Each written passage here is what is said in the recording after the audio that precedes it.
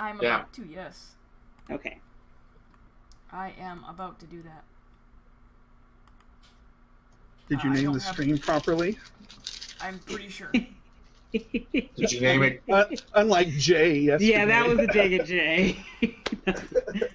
I also don't name... I don't name the episodes or the sessions. Right, it's just episode whatever. I understand why Critical Role names them afterward, because why not? But I just don't name them beforehand, because then I feel like it's too much pressure to get you guys to do what the title says it is. Yeah, they usually name it like after, and then like whatever the characters have decided to do in that episode, and then they find some quippy name for it. Yep.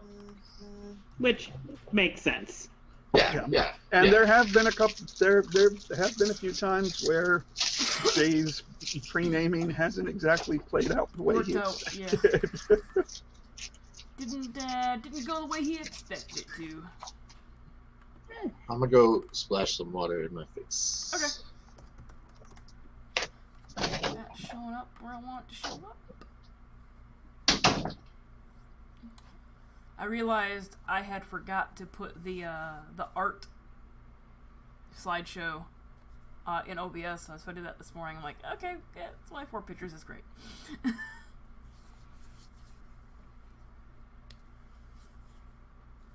Alright. So, how was everybody's week this week? It's okay. It was a week. It was a week. Mine was a week as well. Oh, whatever happened? Did you hear back about the job? I have not heard back anything yet. So that's either a good thing or a bad thing. Bad thing being that they forgot. Good thing that they're arguing about who they want to bring back.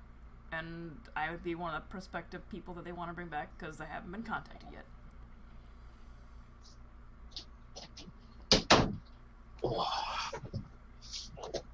I'm really hoping I do hear something though, because that'd be really nice.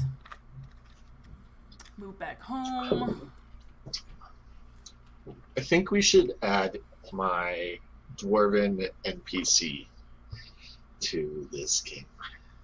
Who is your dwarven NPC? The guy from that one shot. Oh God. I can't even remember his name. I just remember how I played him. I can go look, but I'm like, really selling the character here.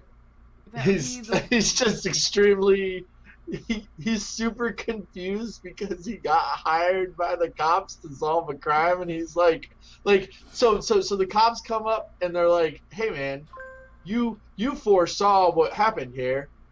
You're gonna help us. And like his first thing that he says, he goes, so did all of them. And he's pointing to the big circle of people that also witnessed the crime. And he's like, well, you're closest, so you're gonna help. And he's like, okay, well, you know, I just all I know how to do is do stonemasonry, so cool. Was this the bread and cheese caper? Yep. Yeah. The bread and cheese caper. Yeah. Honestly, that's what I should probably name it. The bread and cheese caper. So, Alicia missed it. It was pretty fun. It was a lot of fun. I even liked the... It was one of the silliest things I've ever seen. It was a very silly game of D&D for sure. And as long as people have fun, that's all that matters. Y'all went so far off the rails, it's not even funny. It was because the dice. No, it was. They went so far off the rails that it became extremely funny. Yeah. Look, this is true. Like we forced her to come up with a cheese character, a guy who sold cheese, and obviously he was French. And at that point, my character had just gotten so tired of thinking he figured out who did it that he just started going "J'accuse!" to everybody. To everyone. Because like every single time he thought he had it figured out, he was wrong. So and I had and my donation, my villain only showed up at the very end, which made me sad. Sorry. I can add the baker to this game. His name was the Master Baker. Master Baker.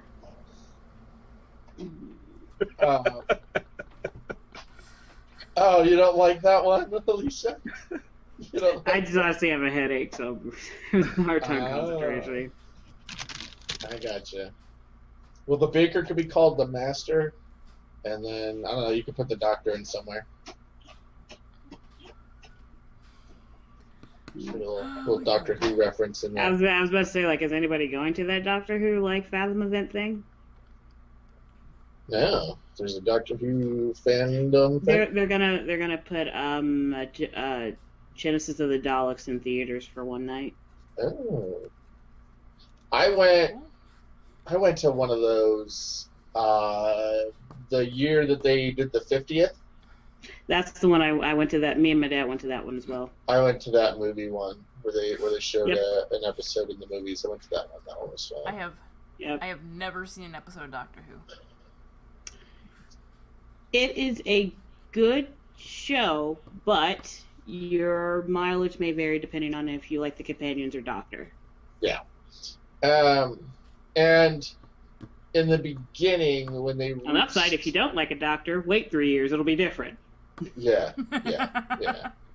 Yeah, I mean, I keep up with, like, the nerd news. Like, there's the female Doctor now, yeah? Yep. Yeah. Okay. Which apparently some nerd guys lost their shit over. Oh, Gamergate nerd incel bullshit. Which it's the same. It's the same misogynistic douchebags that live on the internet that got butthurt because canonically, it's not even the first time the Doctor has been female, but whatever. Wait, really? I mean, as far as the actual history of the character, not per se the actor's claim. But it's just the first time that they've filmed as a on screen. Yeah, like correct. The Doctor has stated that he's been a female before. Yes. Okay. Like the character has stated that, because one of the companions, the first witness, I think it's Rose. When Rose first witnesses Eccleston turn into Tennant, she's hella confused, and so Tennant explains to her that he gets a new body, new face, but it's the same me, and and that he's been a girl before, it's just it's not often or something like that. But the one thing he's never been is a ginger. As a He's ginger? never been a ginger. And he's always sad. When Tennant turns into Matt Smith, he actually thinks he turns into a girl because Smith has longer hair, not like girl length hair, but just longer hair. Yeah. And so he thinks he's a girl, and then he looks at himself in the mirror and he's like, oh, never mind. Why did it take looking in the mirror to figure that out? Because just look down. They don't regenerate naked, so. Yeah. But if you have boobs, you can clearly see that there's a know, they might be pretty small boobs, not all boobs are the same size. Yeah. This is your also not all men argument here. Not all boobs. Also, could have just looked in his trunks. I got nothing for that one other than very dirty things, and I was just like, I'll just let that one float away. I mean, what does the mirror say? Because I've seen a lot of guys that look really feminine. Matt Smith kind of looked a little. He's got soft features. More than Tennant, but yeah. I'd say still clearly male. I mean, the looking in the mirror thing only works in Quantum Leap. True. But so they made the Master into a woman to kind of test the waters of the whole. We're gonna try and go the female route. And it worked, because the Master, as a woman, was sexy and diabolical as fuck. Yeah, but also it was the evil women trope, so people didn't get as mad. It's just like, wait, the good guy's a woman now? Fuck that.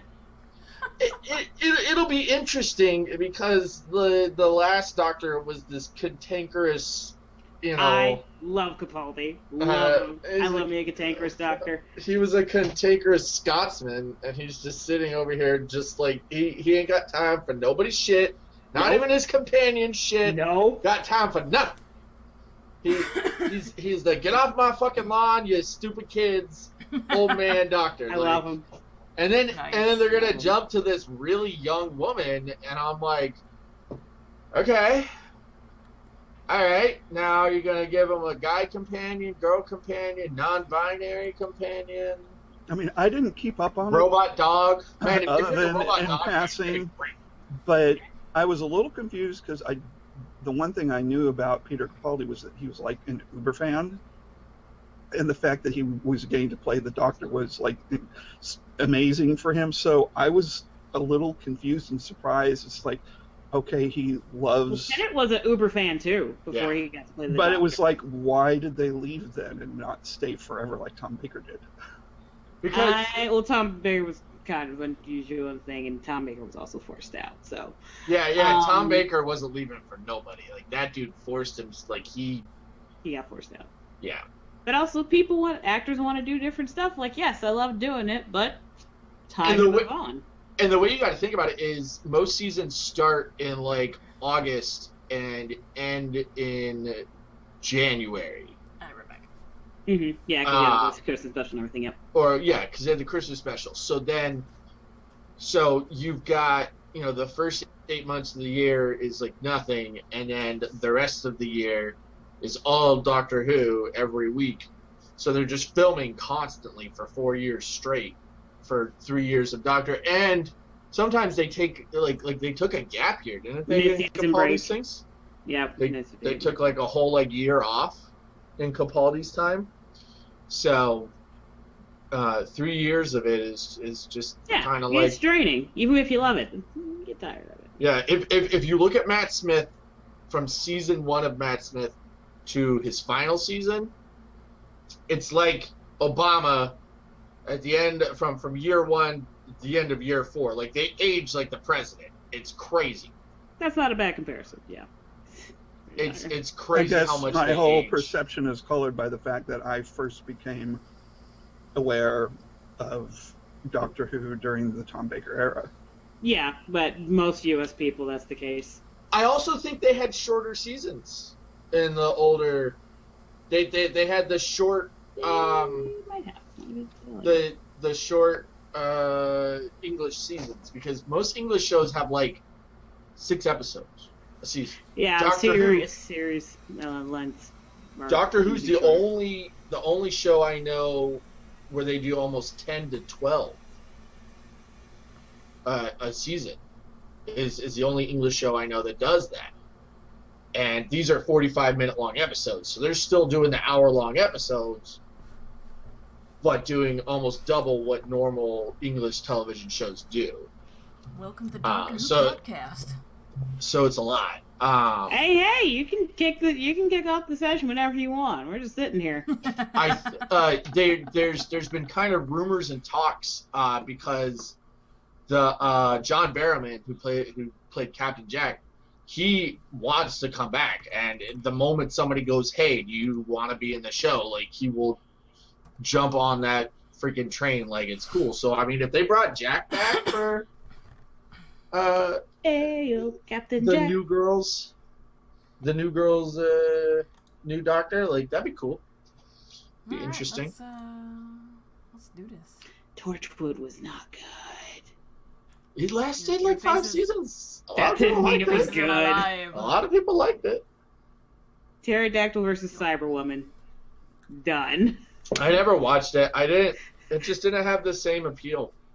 Because honestly, it didn't have the Doctor. Hello, Twitch. Hello, Hi, Internet. It is I, your local superhero, Beard Man. Stop bringing back these All songs. the What? girls are on me. Swag. Hello, Calamity. How are you? I'm doing pretty good. Everybody's had a week. It's great. And then Alicia's just cackling madly. I'm not sure why. Calamity knows why. Oh. Well, that's a good thing, because I do. I gotta remember to call my parents after this. I just don't think you're familiar with the song. You got the Riddler as a fourth player? Yes. We've got Jim Carrey. No, turn around. Rid of me this, Batman. Dora the Explorer live action is being produced by Michael Bay. What? And the guy, the explosions. The girl playing Dora the Explorer is white. What the fuck? What? I think. It's a No. meme. It's a meme, so it could be wrong. It's a meme. I'm gonna Google this to make sure it ain't fake news. But it better be. I will be livid. Well, so the meme, it's got the girl who looks like Dora the Explorer sitting. She's tied Ariel... up, and a monkey. No. And a monkey's tied up, and the person under it goes, Boots sitting here wondering why Dora's Caucasian. Yes. That's a problem. It's Isabella Moner. Oh shit! It is that girl. Is she Caucasian though? She looks like she might be. She could just be light skinned. She could just be. It looks like she might be multi-raced or light skinned. Oh, okay, that's better. Although the character is clearly more on the darker side, so that's still. I mean, it is an associate with Nickelodeon, and as we know, Nickelodeon and Disney doesn't have a whole lot of diversity going on. They could, I don't know, hire some. Well, it's being shot in Australia. What? I don't. Queensland. Everything's shot in Australia. Nobody wants to shoot anything in Latin America. Oh God, no! Not with the freaking cartels and shit. You also can't drink the water. That too. You can drink the wine though. Well, if you look at other photos of her, she looks a little darker. I think she's just being kind of whitewashed by whatever filter they're using in the film. Well, she was in a Transformers film, so they probably. Oh, it's that girl. Okay, yeah. She is a little darker. Yeah. Okay. Yeah, it's that could have just been the. She states like in like this little like when she spoke to the Hollywood Reporter that she is Latina. Okay. But so in the little still, she just looks whitewashed. Yeah, because like as soon as that was the one from like the movies, I'm like, okay, I only remember one from the movies. I'm like, yeah, no, she's okay. It could be. It's probably just the way the filters. Yep. Playing on the lighting. Hello, Otis. How did you enjoy the raid last night? With the new streamer I introduced you to. All right. Hey. So, as always, D&D games, any kind of tabletop RPG that involves dice, is run for charity on the channel. This month's charity, which is ending in 2 weeks' time, is Autism Speaks. We've met our goal. We're more than capable of going over the goal if we need to.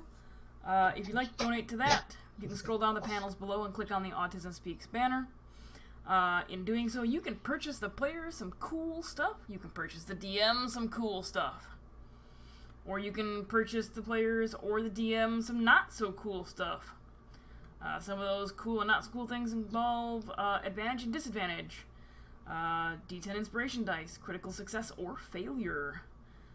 For this campaign, they are temporary magic items with the exception of the common magic items, which include like healing potions and I think like a potion of swimming or some crap. I can't remember. Yeah, it's generic stuff. It's just an easy way for them to throw potions at you.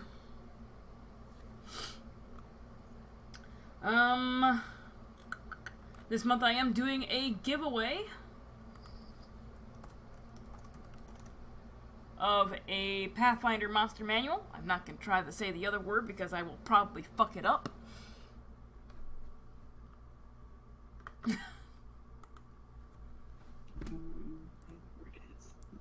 Whatever. It starts with a B. Book? Remember the last time I did that? I don't. Danny does. Danny remembers. No, I was laughing at Alicia saying book. Oh. You said monster. That is the first word I think associated with that. Book. Calamity knows. Calamity wasn't even here. That's right. Now I remember. Thank you, chat. Yup. I'm surprised nobody clipped that. It is Toma Horrors 4. I think it's on this. Yeah, there we go. Toma Horrors 4. The monsters in this are only available in this book. It is a $49.95 retail value by Necromancer Games and Frog God Games. It has a lot of cool creatures in it for the Pathfinder system. If you enjoy playing And that Pathfinder. is Tome of Horrors, not Whores, just to be clear. Well, I mean, it's got Lilith, so it could be whores. It's got the demon Lilith and some harpies, so we don't know. And apparently a crystalline succubus. We're just gonna show this on camera for shiggles. So yeah, we'll go with whores. And band. Good six pack.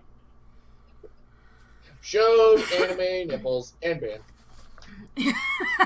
Probably. All the creatures have some form of illustration with them, so you got an idea of what they look like.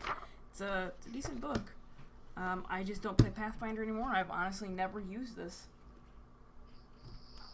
So that's something you could get by using your hard-earned in-channel currency of gold pieces, which you can check your amount by typing the word !gold. You can also use it to redeem other things in the store. I think that's all I got. We will wait to tell you who the new person's going to be when they join us next week. Or when I do a quick little stream for their character creation. I might just record it though, I might not stream it. Depending on what time it is and when it is. I did warn her you might. Yeah, I might record that and just stick it up on YouTube. Or do it as a premiere. Record it and then do a premiere here on Twitch. So I can play with that new feature. You had so many bits it wouldn't register anymore? You're just rolling in it, N-Wills. Damn. Alright, so tell us who you are, who you play, and all that fun shit, Alicia. Hello, I am NNG9 and I play Claudia Vingard, a human sorcerer who's doing stuff. See, you can redeem things like that in the store. Jeff. Hello, I play Basil Timbers. He is now the lone ghost hunter. There are no ghosts! As his friend Ree decided to stay behind. Yeah. And Danny.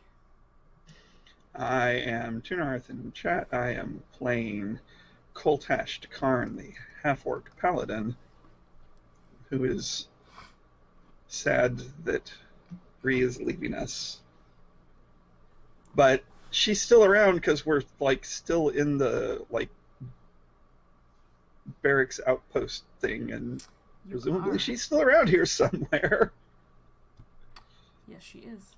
And if you want to find a good auto body shop, make sure it's highly recommended.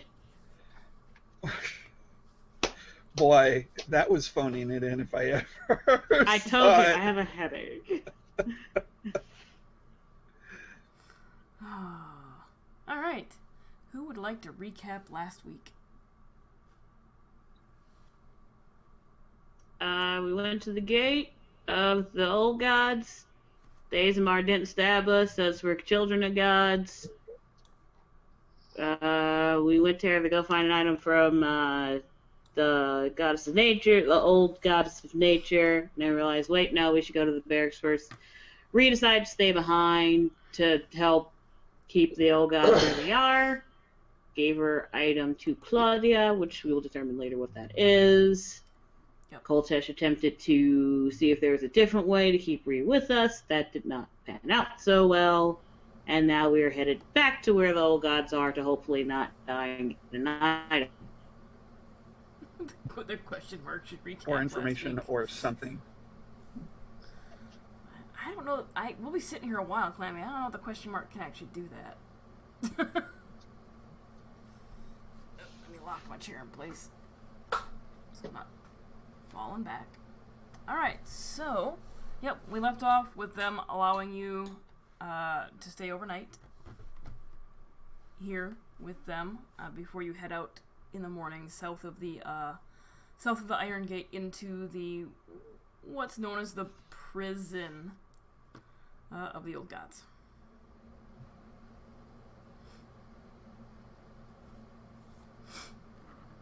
So as you wake in the morning, you are not given like individual rooms. It is very barracks style. And the following morning you wake and you enjoy a very meager breakfast. Well, not meager, but I guess a light breakfast. Coltash is used to that sort of thing, so. Yeah, not nearly as nice as it was at the keep. Or at Claudia's house, but at least the breakfast isn't awkward. Yeah. Well, I mean, Coltash is kind of side-eyed by Nakir and Backland in his attempt to get items out of the barracks or the armory. Yeah, well, he just ignores it. It's not a hostile side eye. It's just like disappointed head shake.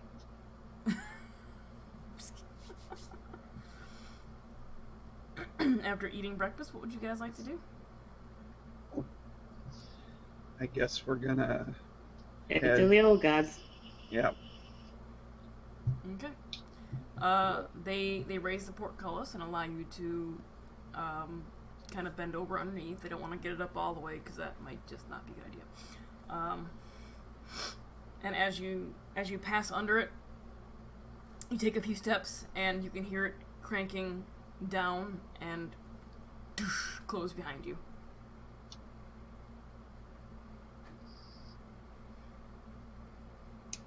Okay. Guess we'll just wander in. I mean, at this point, there's only really one direction to go. True. I mean, is there a path?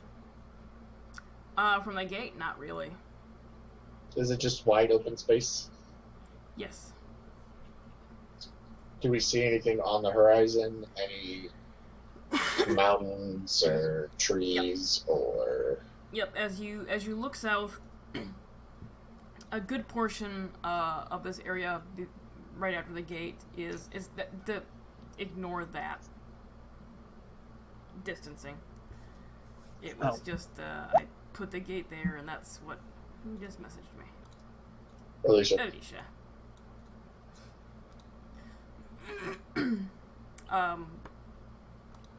Because it's just ignore that. At least that portion is not correct. On the map. You guys, yeah, it was difficult to get everything else correct and then not be correct, so it's kind of annoying. Okay. So distance right there, not important. Okay. So yeah, right after you. Well, it is because the implication is that there's this narrow neck with sheer drop off on either side. Yeah, but it's not 85 miles. Okay. There is a narrow neck. I just had difficulty drawing a narrow neck that wasn't an extended neck. Okay. So how wide is this strip of land that we're that the gate is blocking off? The strip of land that the gate is blocking off, it's probably 5 miles in width. So it's not super narrow. So there's no... Well, there's no relatively issue. speaking, it is. Yeah. To everything else, yes, it is very narrow. And it's probably 10, 20 miles long.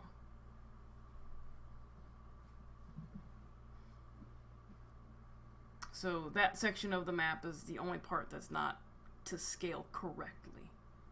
Okay. So, we have... I'm presuming we would have asked before we went in if they had any advice as to how to find anybody in particular in here, or is it just wander around and hope we get lucky? It's pretty much a wander around and hope you get lucky. Okay. Go ahead. Well, I'm presuming we're just gonna start walking and see what happens. So as you, to go back to answer Jeff's question, as you exit the gate, before you, like right before you, is that same arid landscape, dried grass, and not dried and cracked ground, but very dry ground.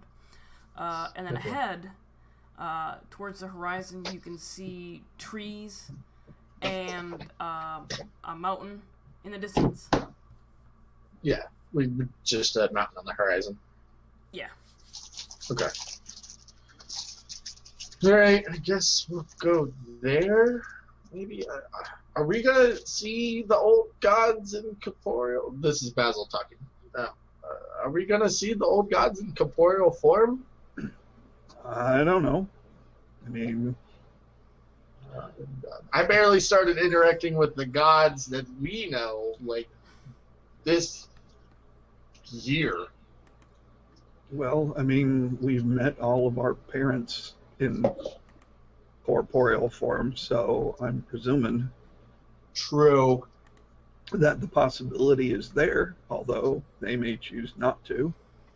Or they may choose to show up and just squish us because we don't worship them. True.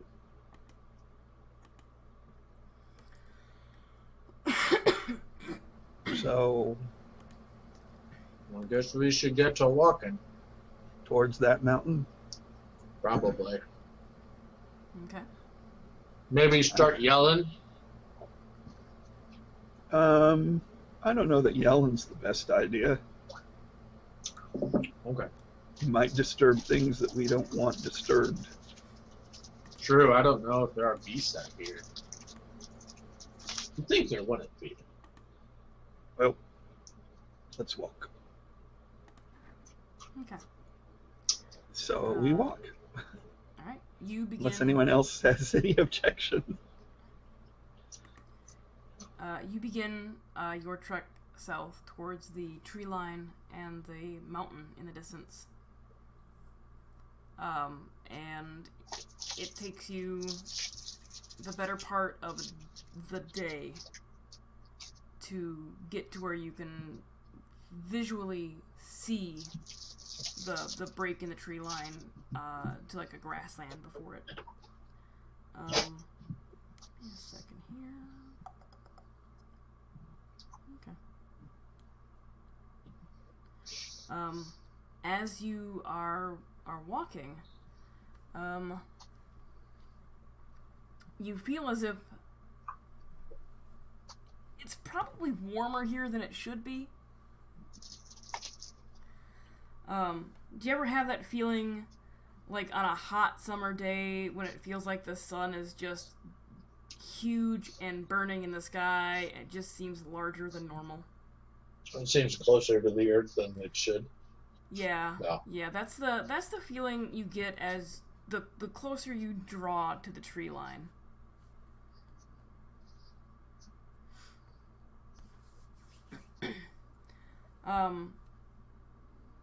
And you reach the tree line within your first day. What would you like to do? Because it's growing late. And thus far you haven't seen anything or anybody. Look for someplace sheltered to camp. Okay. Make a survival check.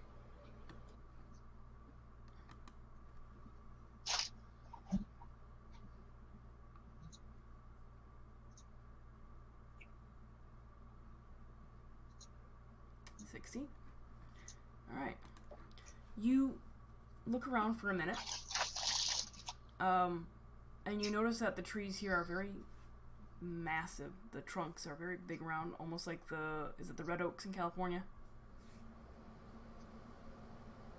Just those giant, massive trees. The sequoias? Yes. Just giant, massive trees. So there are several places to shelter. You find one in particular that seems like it might be the best bet. It is actually in the root system of one of the trees, where there is 2 entrances. And the rest seem pretty... The rest of it seems like it's pretty enclosed.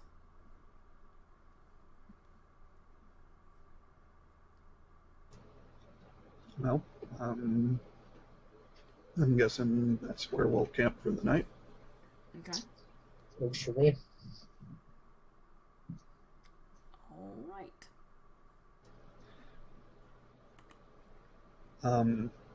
I haven't been stating this on a regular basis because I've been just kind of assuming that this is my default, but I am going to make a point of saying that I am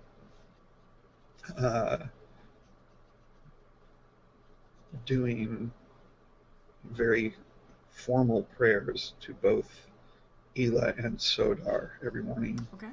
every evening. Okay. Are they just your standard prayers, or are you looking for guidance at the same time? For Sodar, it's the standard prayer. For Ela, because she's my mom, and because of what she's the goddess of, and she is also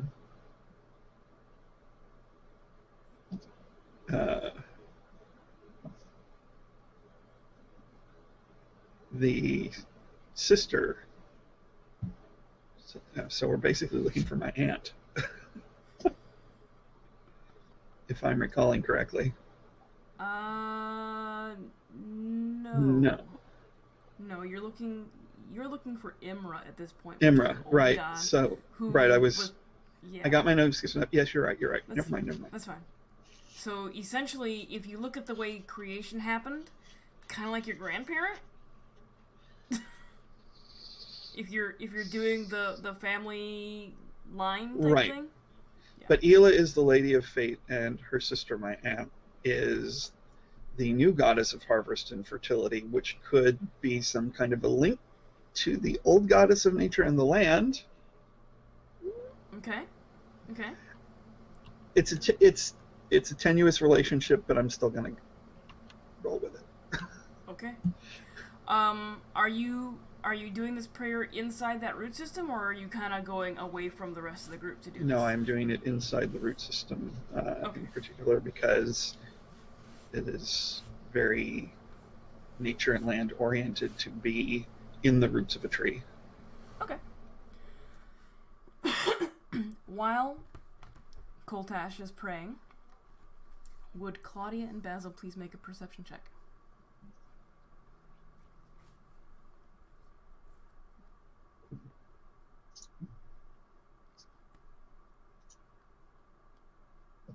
Okay.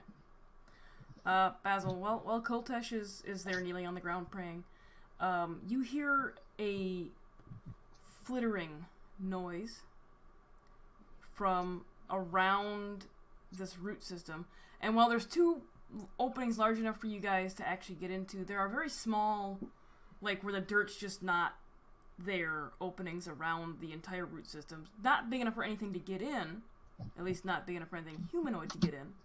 But you can hear a flittering noise from several locations around that root system you guys have taken shelter in.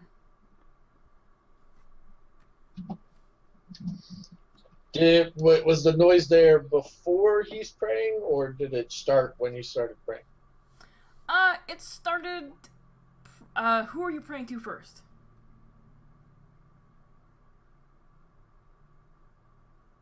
Sodar first, and then Ela second. Okay, probably about midway through. About midway through. Okay. About midway-ish. Is it just? Does it just sound? Several minutes into. Does it sound like it's getting louder the longer he's praying, or is it just kind of? No, you just hear a flittering sound. Very similar to wings flapping. Okay. I'll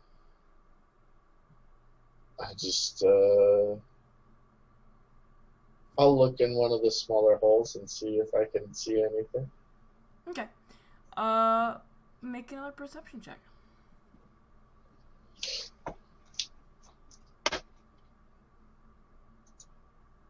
All right. 14.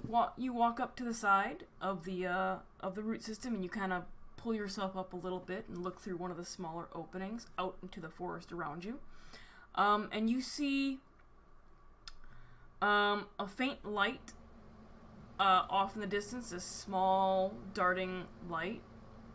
And you can hear again, much closer, more flittering, and you think you can make out very faint, very soft voices. And it sounds like more than one. And one of the voices kind of giggles a moment. It's like, they think they're going to come. It said they're going to come? Yeah, it said it thinks they're going to come. Mm. And I heard that when I said it out loud.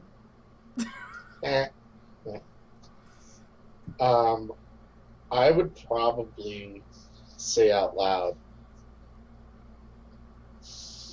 Hold on. Let me just clarify that. The voice literally said, it thinks they're going to come. Yeah. No, I understand. I understand what it said.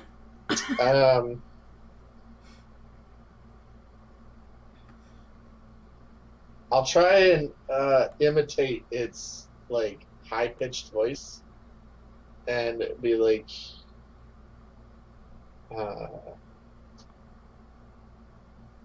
methinks it prays too much. What do you say? Methinks it prays too much, but in like their voice. You're like, and you're just saying this out loud? Yeah. What is Claudia doing? Because she didn't hear what you heard. She didn't hear, no. Basil, what on earth are you talking about? There's some golden lights out here making fun of Coltash. Golden lights? You'll look around. Okay, so you go up and you look out the same opening opening next to Basil's. Make a perception check.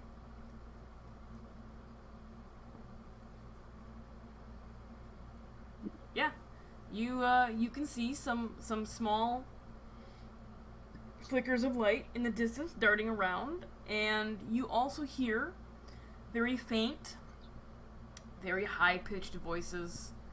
At this point, they're now giggling at what Basil said,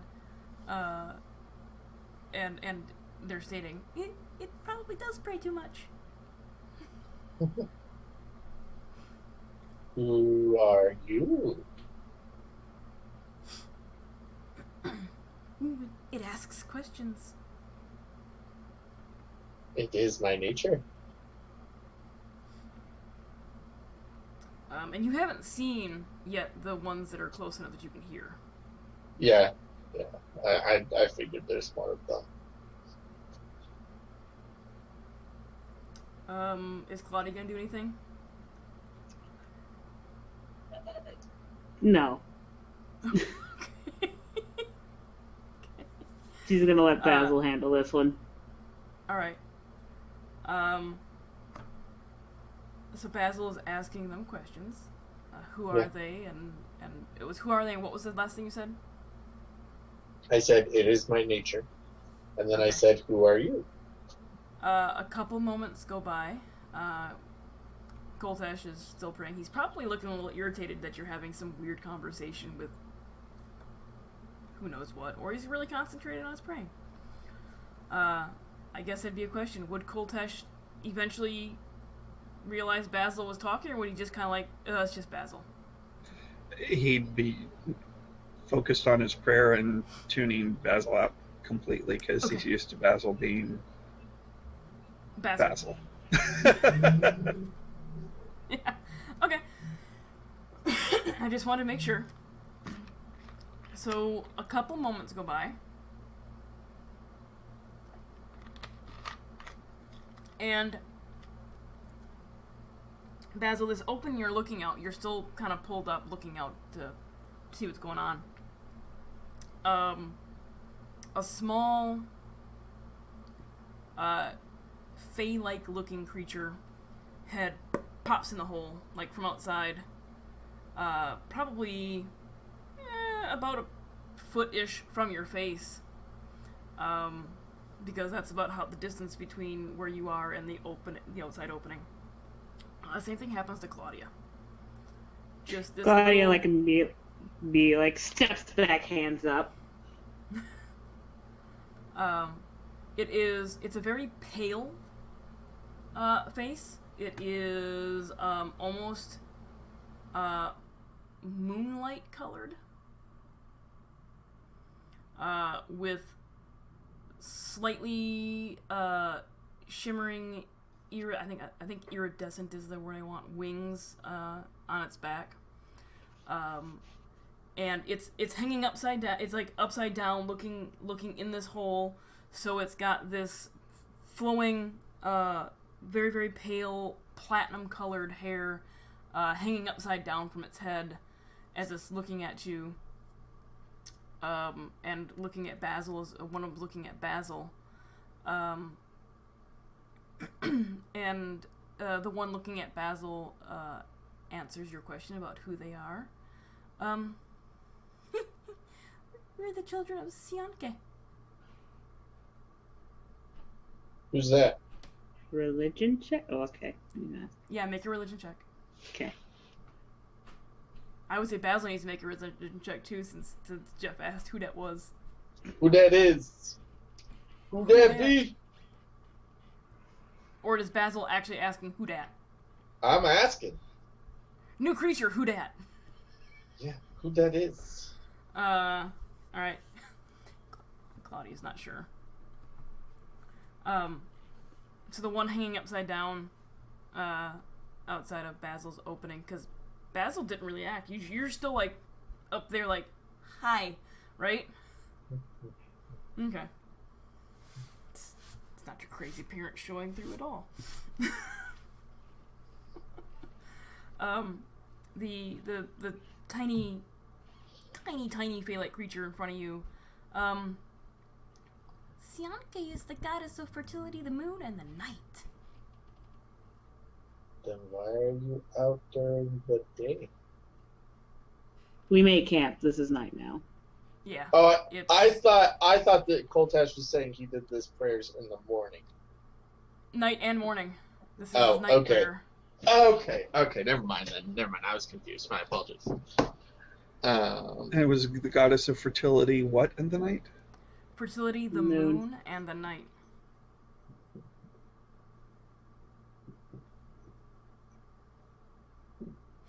And the one who told you that, Basil, she or he, you're not sure, kind of crawls into the hole, getting closer to your face and kind of pokes you on the forehead. What are you? I am a turtle. What?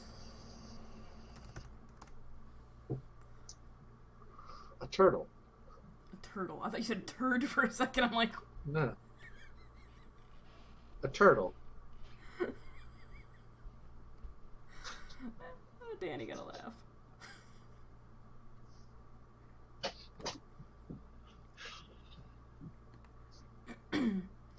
Tilts its head at you for a moment. You're not a turtle. Darn, you caught me. I'm a gnome. What's a gnome? It's me. We live You're in kinda the big. ground. Not really. Well, compared to you, I'm kind of big. The one that crawled into the hole that Claudia was looking out also climbs into it and pops her head inside your shelter area and looks around and a little bit louder. There's more! Do you guys want to meet the one that's praying?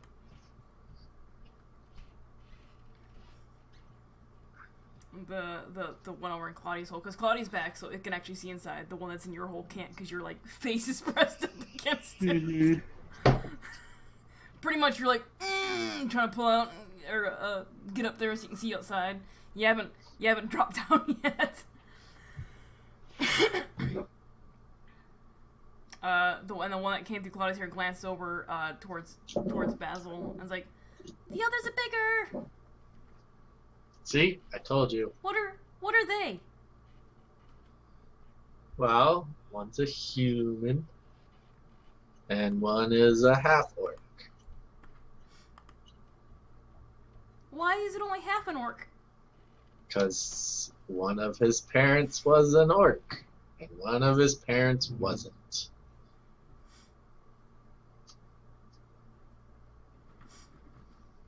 Is Claudia gonna do anything at this point?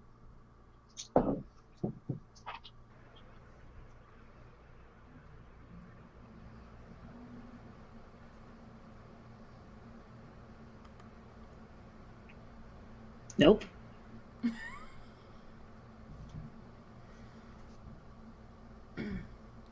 The one in Basil's hole, which sounds wrong at this point.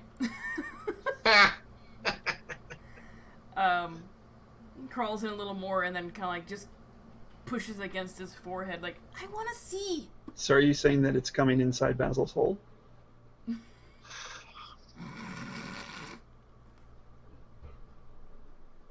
That's wrong. Just wanting to make sure that I know what's happening. That's Yep. wrong. Yup, that's exactly what's happening.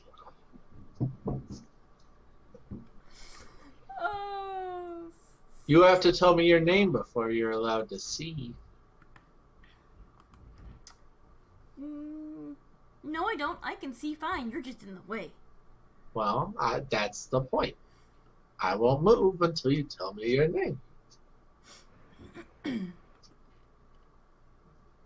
can, you hear the one from the opening that Claudia was looking out. Yeah. You could just come over here. They can't. Don't listen to that one. He's lying. A couple moments go by. The one that was crawling into the opening you were looking out is like, okay, and then leaves and goes around to another opening. Damn it. They're not dumb creatures. I'll hop down. Where is your parent? Our what? You are children of Celestian? What's that name again? Sianka. Sianka, sorry.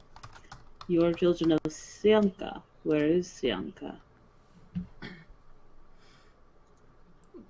She's everywhere.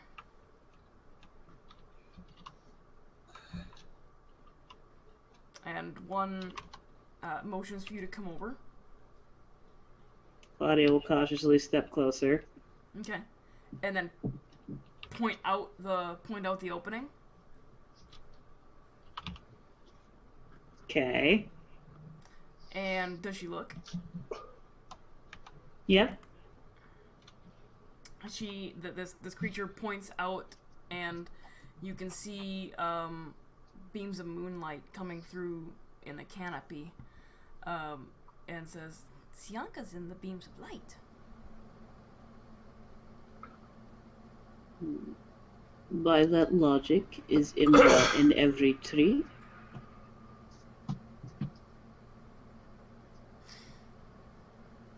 Yes and no.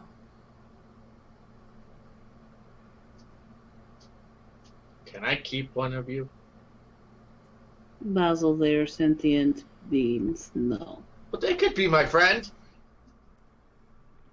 I've already lost one. Now I need to replace her. That is both flattering and terribly insulting.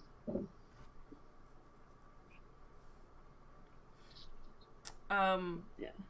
So to answer your question about whether or not Imra is every tree, they say yes and no. Imra creates every tree, Imra is part of every tree, but Imra is not every tree. Is there a specific tree that Emra is? They just nod. Do you know where that tree might be? They nod. Can you take us there? They think for a moment, and about this time, Koltesh is probably finishing up his prayers. And that normally when you pray, especially to your mother, you get that warm feeling. That is absent here.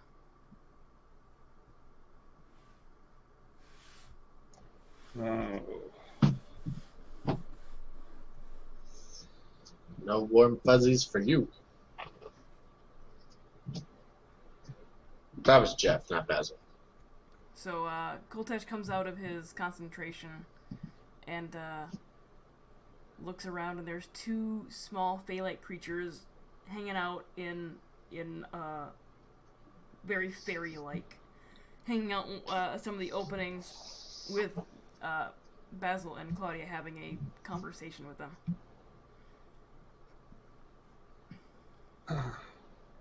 I'll kind of startle for a moment. It's like, oh, what's going on? These are children of Sianka. Stout? Sorry, what? No, go ahead. The goddess of fertility, Moon, and another thing I forgot. Night. Night. I point at one and I go, that's Sheila, and that's Liam. They have not told us if they have names. I've decided to name them. Basil, you do not have authority to do so. Sheila and Liam. Sheila's crafty. Does that mean I can start calling you Bob? No, that's my horse's name. Well, I think it's your name now because I've just named you. I've already told you my name. They didn't tell us their names, so we get to name them. And I called dibs.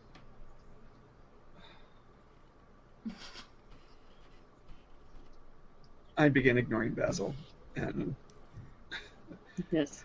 We asked if they could take us to where Imra is. oh, perfect. Will you do that? I say to the. They have not actually answered yet, but yes, Well, we've asked. You've asked, and then Koltesh reinforces it with, will you do that? And they flitter out. Okay, I'll climb out of the root system. Okay. You can see them slightly to the south. They have a very moon-like light glow to them as they slowly make their way south through the forest. Okay, Claudia will follow afterwards and can also have a light by her head so Voltash and Basil can see her as well. And I am following Claudia. I follow as well, and I'm like, wake up, Sheila! I have small legs! Keep up, Bob. They lead you through the forest south toward a what you can hear is running water.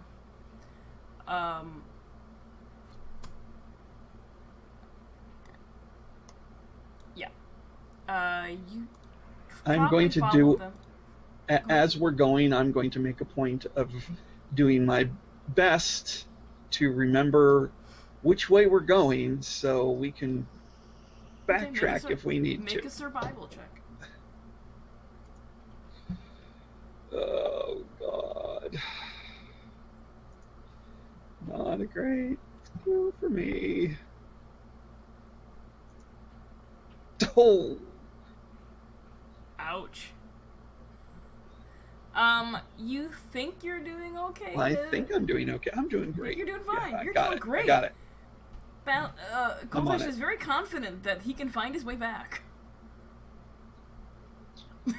Cool. You feel like you're heading south. You can hear running water the further south you go. And you follow these Phalite creatures for probably the better part of half the night. Darting in and around trees. Around you, you can see other of these little moonlight-colored flashes of light as you go past them. And eventually, they come up to a very, very large, extremely large tree. The one that you had taken shelter in, almost big enough for a VW to fit through. This one, about 3 times as large. Make a perception check. It's dark. Anybody who doesn't have dark vision has disadvantage.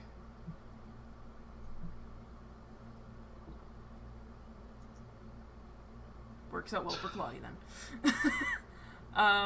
Does Basil have dark vision? Well, I do also have the light by... Well, I mean, I have the light by me, but it doesn't matter. I'm assuming it wasn't a very bright light. It was just enough for... Yeah, just enough to see by where you're walking. Sure, yeah, but I was saying, like, it didn't matter anyway since the 1 was the Since it was a 1. Does Basil have dark vision?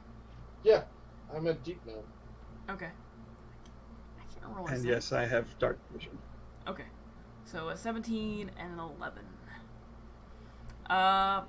Basil, there is the tree.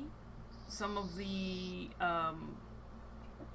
vine shapes and the shape of the tree itself almost looks like there's a humanoid lounging there.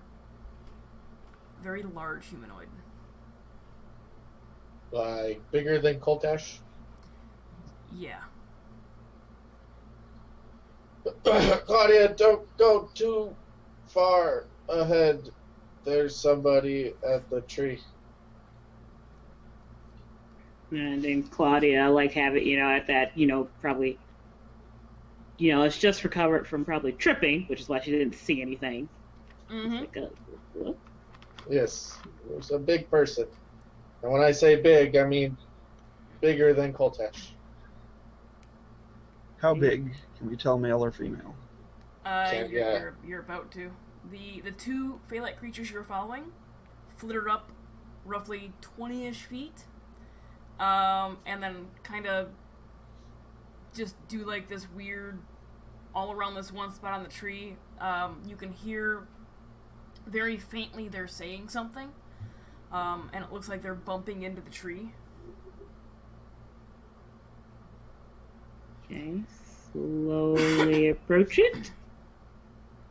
Okay. Make a perception check. All of us are just Claudia. Claudia, did you increase your light? Yes, I did. But Okay. I still didn't roll great. A 12. you're pretty sure you saw the tree shift a little. I see. I saw what shift a little? The tree. Whoa. And everybody can hear this as Claudia's seeing that, you hear what sounds like a loud cracking noise, kind of like a tree limb breaking in extreme weather. So almost thunderous, like a thunder noise. Yeah.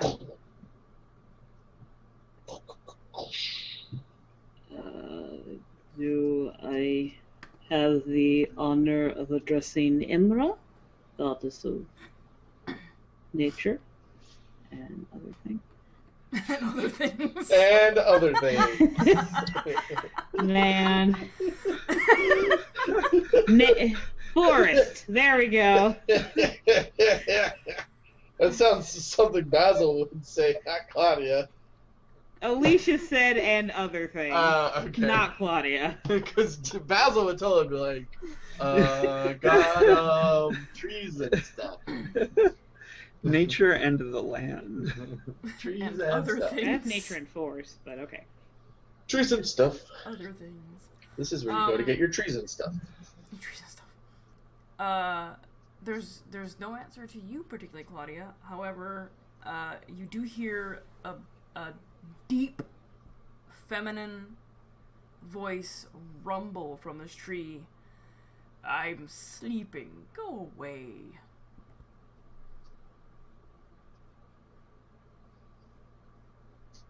Is it alright if we return in the morning then? Make a perception check real quick. Everybody can make this check. Oh, I don't know. I rolled it twice. Oh, there, 11. Doing great on these.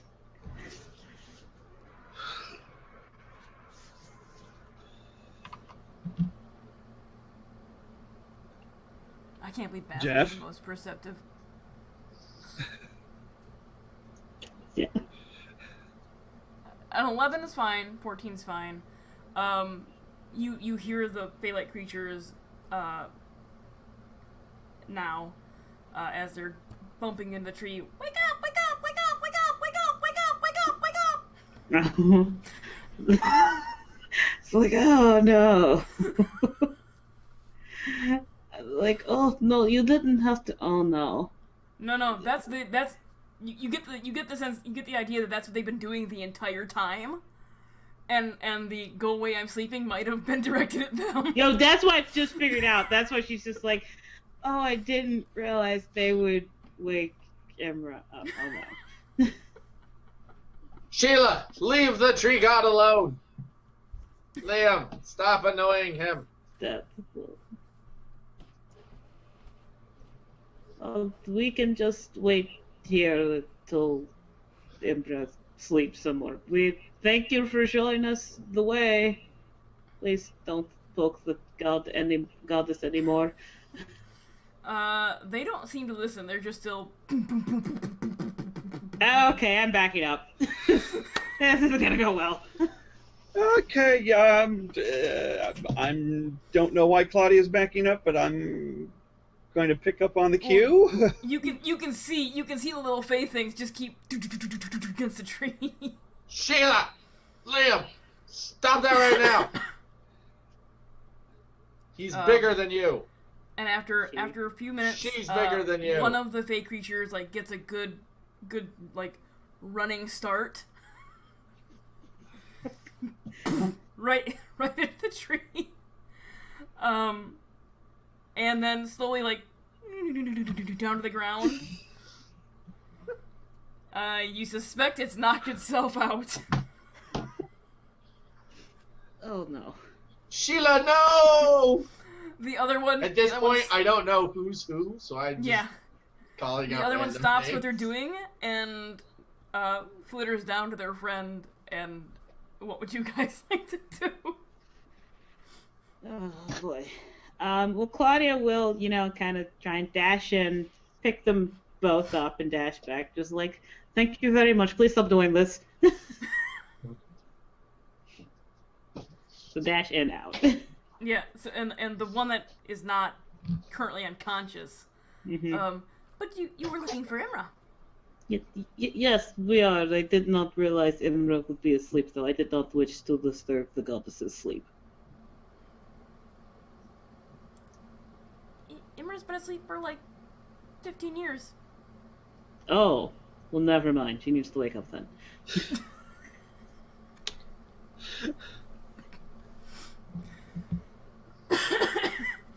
Can I go up there and like somehow use Druidcraft to wake her up? How would you like to use Druidcraft to wake her up?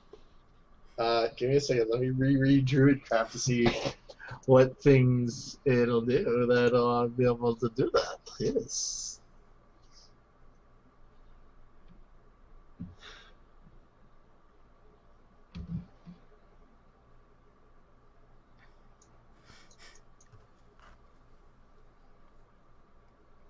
I mean, I can think of a way to wake Imra up, but not a way that doesn't end without us dying. Being horribly injured. I just want to like make flowers pop, like bloom all over him or her. Sorry, I keep wanting to say him. All over her, and just make it kind of like come from within her and bloom out, and see if maybe that kind of tactile feeling will wake her up. Okay. You Druidcraft. Give her a little. Flowers begin to pop up. You hear the same cracking sound, and you notice the shape that you saw earlier, the humanoid shape, shift a little bit over, and then nothing.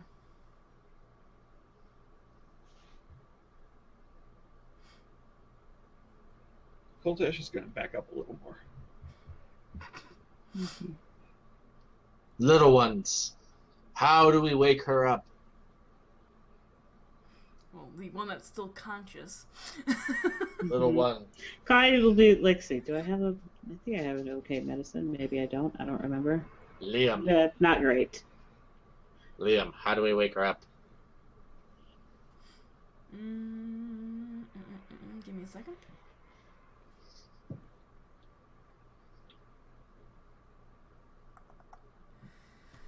So you're about there.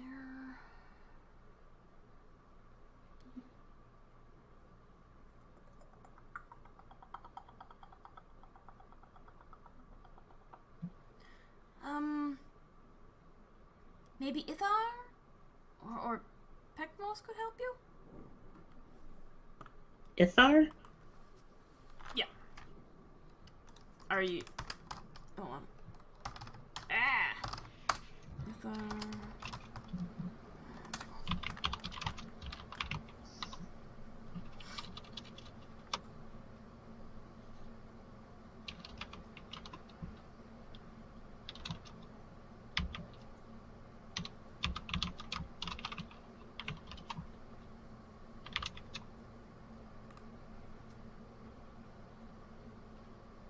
Anyway, I could do history instead of religion. This is a religion thing, though. You could, yeah.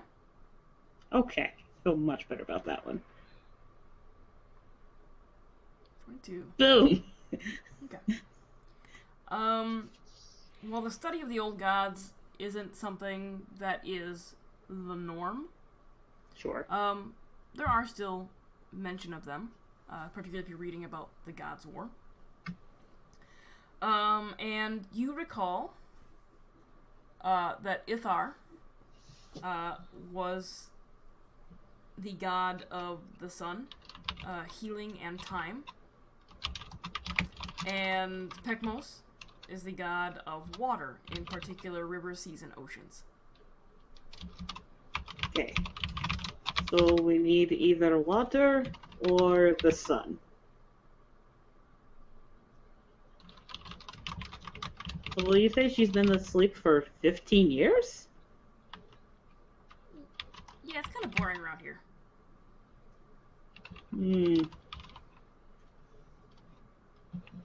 So if we wait for the sun to rise, then we can talk to Ithar? Maybe.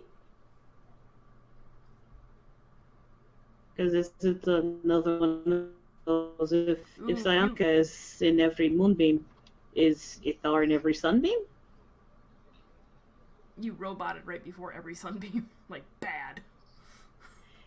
If Sayanka is in every moonbeam, is Ithar in every sunbeam? Yeah.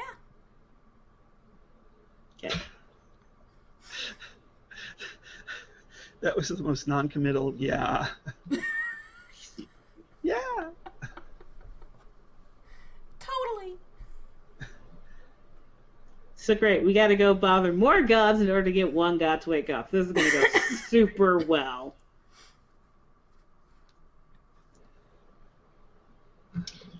Yay! Talking to more gods. And actually, Although as... it sounds like... Go ahead. Did Claudia say that, or did Alicia say that? Claudia said that. Okay. As you say that, the little fae in your hand tugs on your shirt. Yes? Just don't go near the mountain. Oh, what is in the mountain? Aris. Arse? No, don't. Basil, we're talking about gods. This is not time for joke. Arse? That ass is in the mountain? Basil, I'm serious. I'm just trying to understand what Liam is saying. Arias. Oh. So not arse. It is ignoring you at this point. The old god of power? Okay, good to know. Do not go near god of power. Which I believe...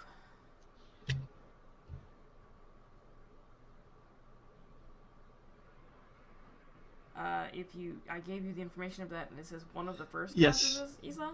It is the first god of Esela. I found it. The first god, the eldest of the old gods. Okay. As in the order of the first.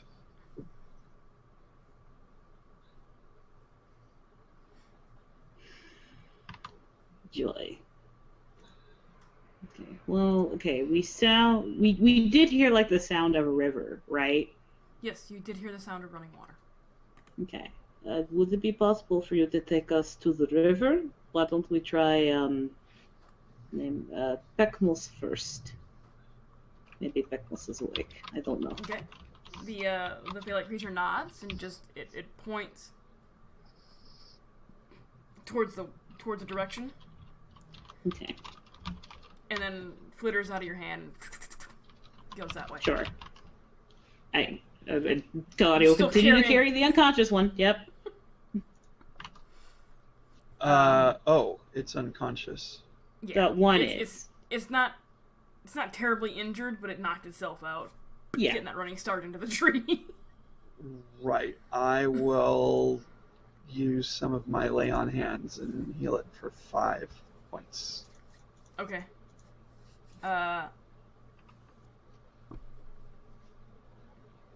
Nothing seems to happen. Because it's unconscious, not really injured. No, you don't feel. Normally, when you call on your lay on hands, Yeah, it's a I get it. deity granted ability. Right. Yeah. Gotcha. But yeah, it doesn't. You don't even feel like the effects going through you. Right.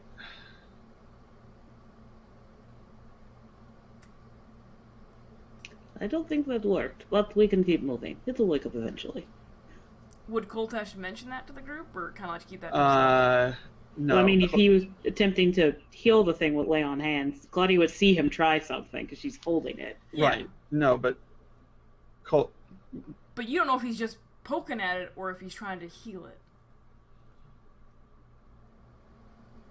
You literally lay hands on something to do it. I've seen him do that before. Yeah, that's not what she's saying. But yes, he's touching it, but you don't know if he's just touching it to touch it, or if he's touching it to do lay on hands. Okay. Well, it's a moot point because Coltash is going to say,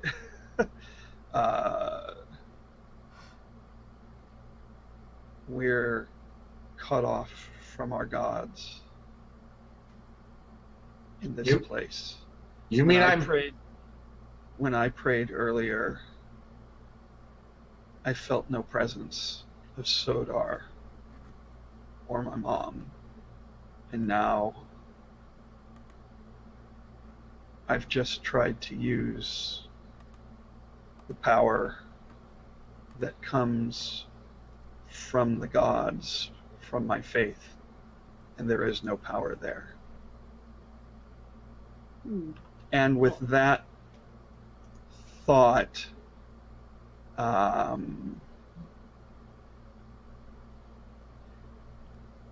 he is going to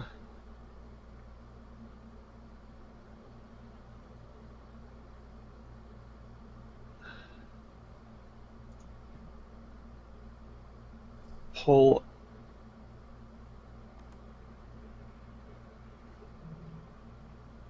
out his great axe and attempt to cast magic weapon on it to make it magical. Okay. For an hour. And a paladin's magic comes from their faith, yes? Yes. Nothing seems to happen.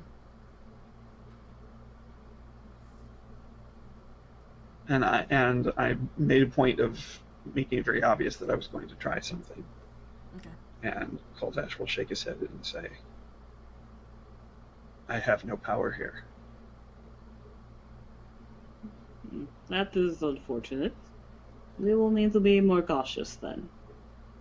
Not that I didn't plan on being cautious before. I'm quite comfortable not being closer to death here. I'm quite comfortable no longer being accessible by addicts. Like crazy bastard.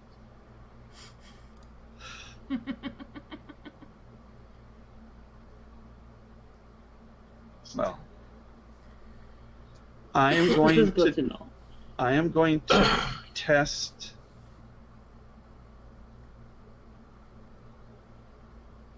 my other ability that comes with the armor that I'm wearing and attempt to summon the sword. Okay. Does it work? That does. Okay. I put it away. Alright. So at least there's that.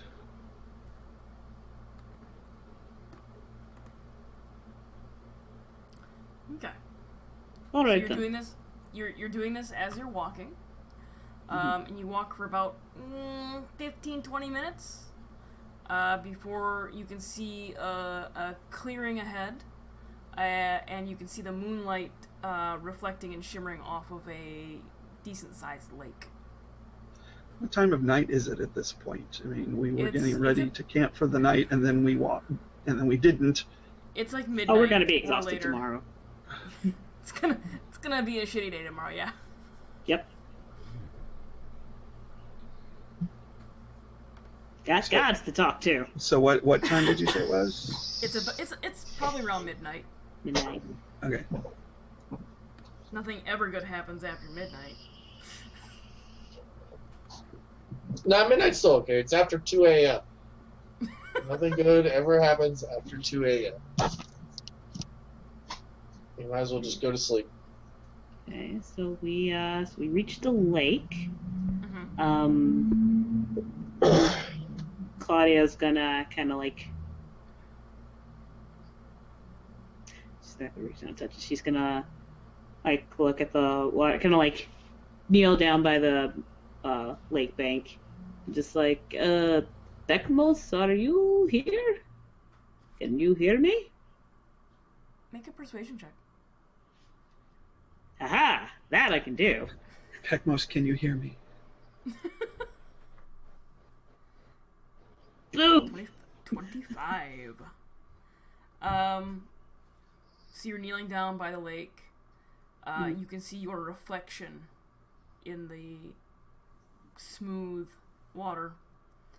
And you're looking down at the lake, and when you ask that, your reflection is replaced with a masculine,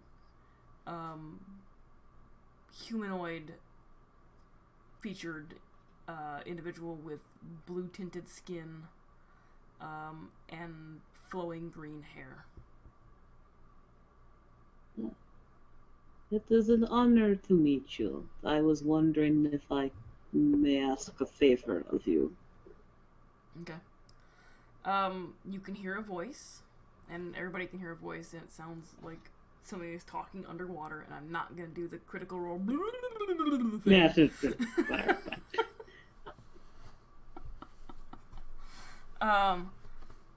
what favor is that? I need some assistance in waking up Imra, who's apparently been sleeping for 15 years? Yes, she has.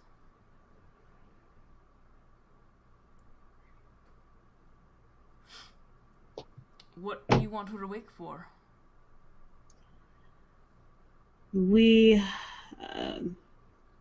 I'm trying to think, how would I phrase this?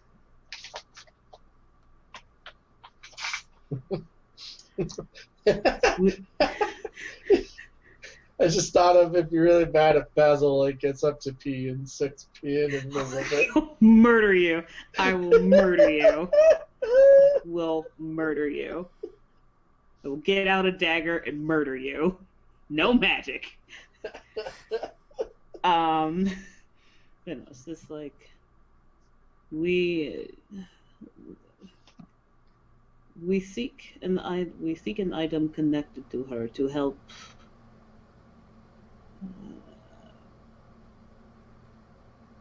in our mission that we were tasked with by our parents.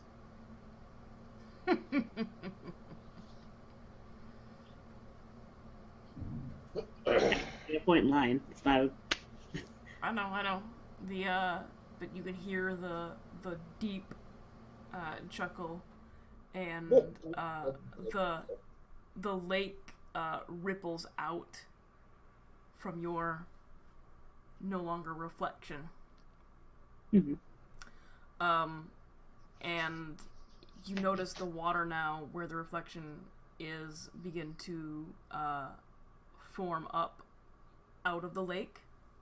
Mm-hmm. Which I'm assuming you're like getting back now a little bit. Yeah, a little bit. Because last time something came out of a lake, it tried to eat me. And my dad dropped me at one because he's an asshole. No, he dropped you in like an ocean-sized area. Well, I think it was still technically a lake because it was land enclosed. Yeah.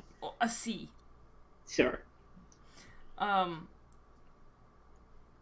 So the water is forming up now where the reflection used to be, and it forms a male humanoid shape that stands about 15-20 feet tall out of the lake.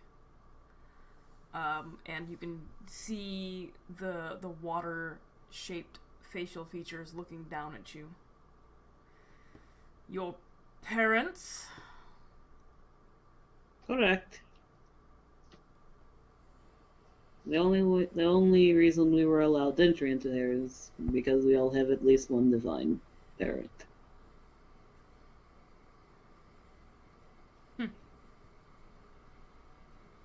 The shape loses its humanoid features, and the water snakes out over the land and kind of around you to look at you from the other side. I'm gonna just keep calm.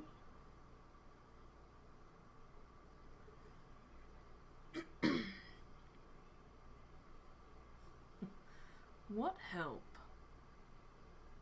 would they need from us? There is an order dedicated to Arius that is trying to imbalance things. We are to help stop that.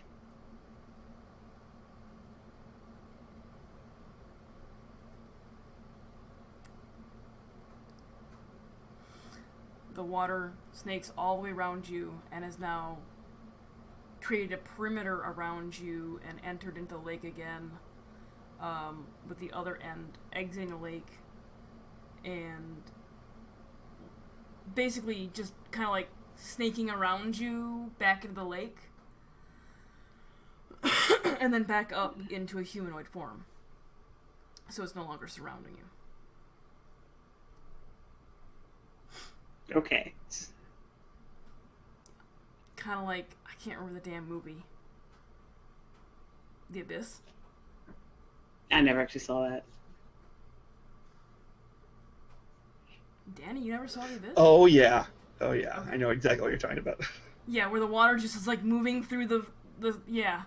It's creepy as fuck. It's like a sentient tentacle Tendril, yeah. made of water, Mm-hmm.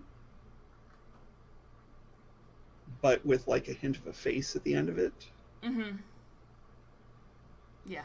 So Yeah, no, Claudia's just having flashbacks to the other thing and just to the lake. I'm on the outside, on the inside. She's just like, I will do all of the fireballs at a moment's notice.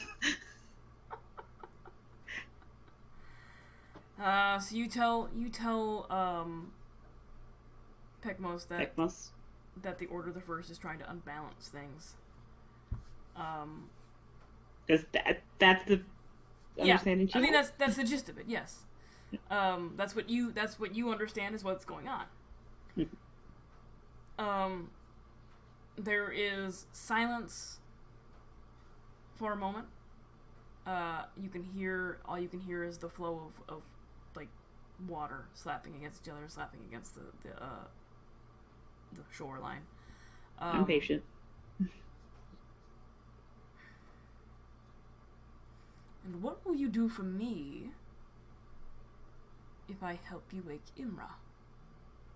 What would you ask? You won't be in your lake. Claudia actually casually reaches back, magic missile, directly at Basil.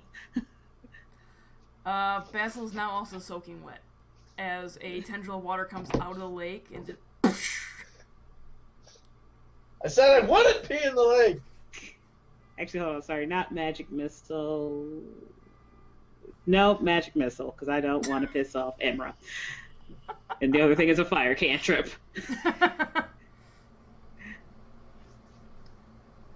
Basil takes, 6 points of damage or something like that?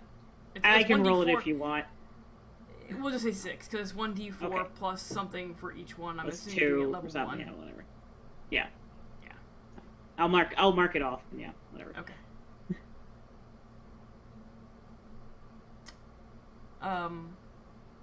Not cool, water god. You're asking what he would like you to do. Yes. There is silence again for a moment.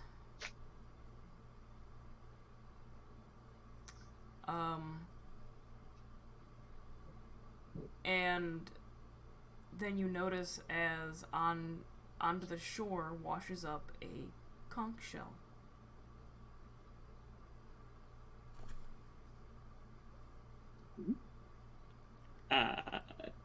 Claudia will look at Pekmos first to see if she's supposed to pick it up. And he says that you will take this to the sea adjacent to Nicopolis and throw it in.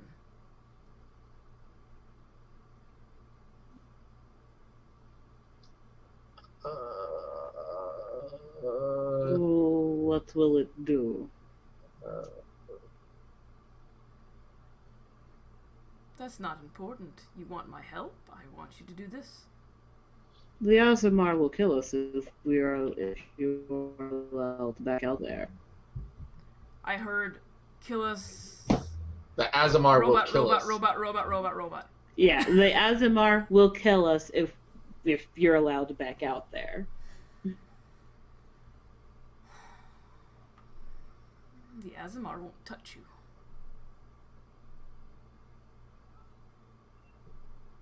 They seem fairly capable of murdering us. I'm sure they're capable. They won't touch you. And why would that be? Simply because we're children of deities? That didn't seem like enough of a reason.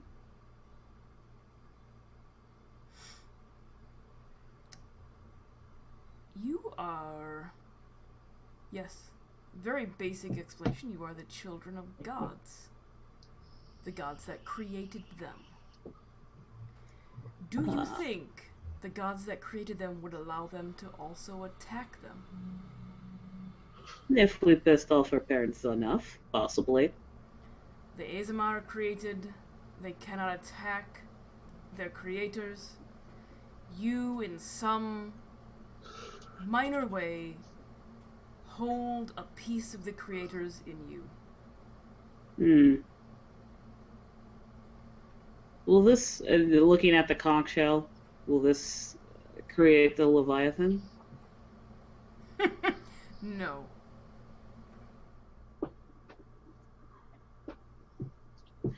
What is the best way to kill a Leviathan?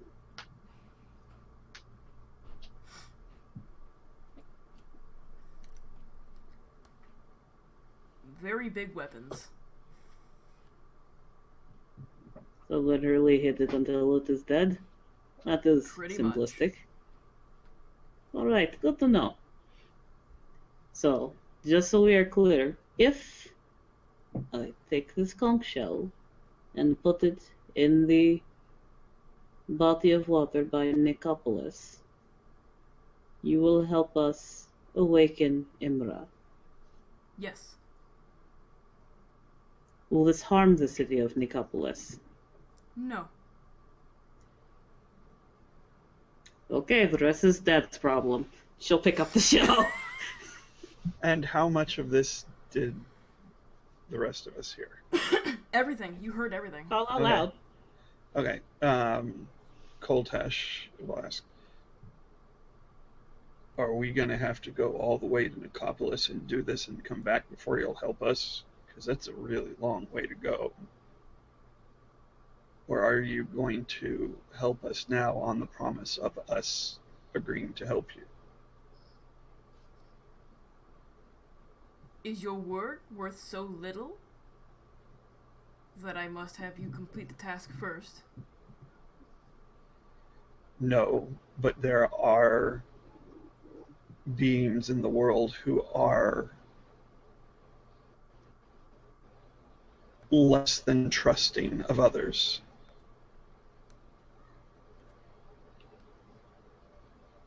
Like, Ducks! God. Ducks? Sorry. There's been 2 mallard ducks, one male, one female, chilling out in the area between. I don't know where the hell they came. I mean, they came from nature, obviously. But and welcome to D and ADD. Ducks are adorable. Ducks are adorable. Okay, so Claudia kind of settled on it, just like, I, Claudia of Wingard of Nicopolis, swear to do, to the best of my ability, deliver this conch shell to the body of water at Nicopolis. Accepted. Yes. She will pick up the shell. Can I get a shell? Okay. No. Again, everything else is Dad's problem. Fuck it. You have your god chess match, whatever. It's not my issue.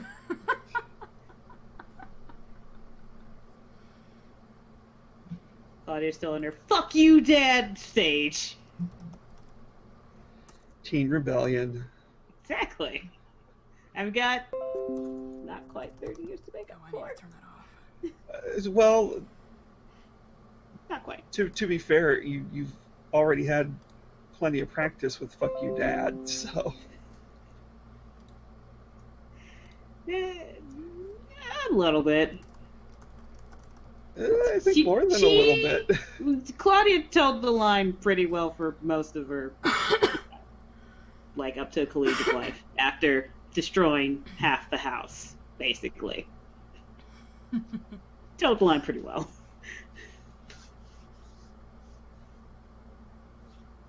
Okay. So you pick up the conch shell. Mm-hmm. And this humanoid-looking body of water that is raised up out of the water goes back to the tendril, and you can all hear the lead the way. All right, Claudia will turn around and go back to where Imra is, or she'll put the shell in their pack. Okay. And Koltash will follow. I assume Basil is soggily making his way behind them. Using Yep. I'm using- Are making... I'm using the druidcraft to make little gusts of wind to blow To up dry my off. beard. To blow up my beard. Just the beard. He doesn't give a shit about Just the fact the he's beard. soaking Just the wet. beard. Just the beard. Alright, let's take a quick break. Yes, Bug, Duck Story. Duck story. I've got the bio. DuckTales, woo. So, entertain the masses. DuckTales, woo. The danger that's behind you. Alright, I'll be right back. I never watched it. There's a new one. Okay. It has David Tennant. Okay. I actually haven't watched any of the new news. I've heard good things about it. Mostly I love the theme song. The show itself was fine from what I remember. Oh, come on. You know I you didn't say love it. anything. You know you love it. No, you side heavily with meaning. I normally do that.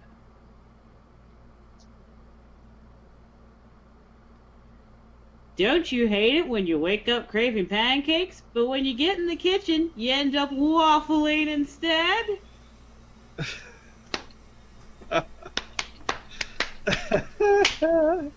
And Tanya heard that. Yep. He's Did, I'd say that's Warren Wills, but I'm not sure if he's actually still here. he's not. Okay. Is DuckTales what Sam won the Emmy for? It might have been. Well, I know he does Sophia the first. I'm not sure I remember. Sam who? Regal.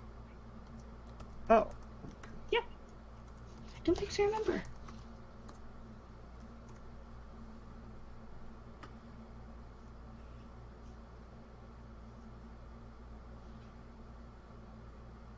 Oh, it was for Amazon's amazing Danger and Eggs. Not a Let's clue. see. Now I kind of want to go look that up. He was nominated for a Daytime Emmy for outstanding directing in an animated program for Danger and Eggs. Never heard of it. Nope. No, I should make that call today. I'll get to it later. I will probably, very likely, never watch it. No. I watched like one episode of Sophia the First. It seems perfectly age appropriate. Yeah, no, the Danger and Eggs one. If I'm looking at the images, the animation is Not great. it's like Ed and Eddie drawing style. Not my bag. Ren and Stimpy draw. Well, Ren and Stimpy's drawn better, I think. Oh no, I know what you're talking about. I'm saying I was Yeah. not a fan of that drawing style. Oh, yeah, no, I'm not either. Hey, you get the Emmy for what you do. Whatever, cool. Well, you got it for directing, not the drawing. Sure.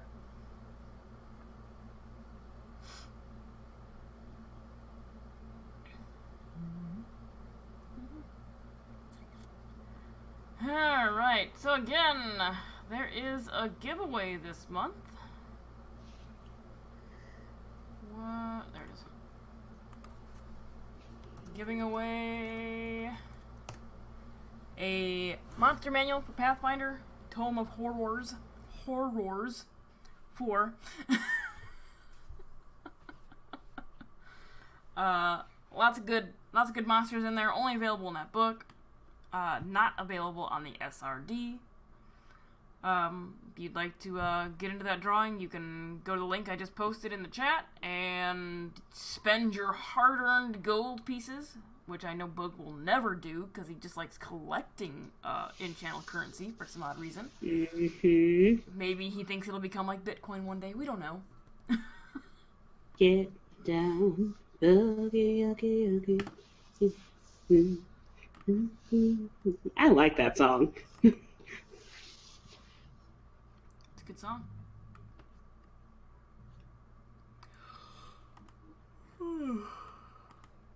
Our smirt. Super smirt. Super smart. No, that's not smart. That's smirt. Ermagerd. Ermagerd. Ermagerd. Smart. Sir smirt. Yep. When we finish here, I'm gonna make me some dinner. When I was playing The Sims 4, I made the Gerd family. Gerd? Irma. Gerd. I made Irma. Ermagerd. Good job.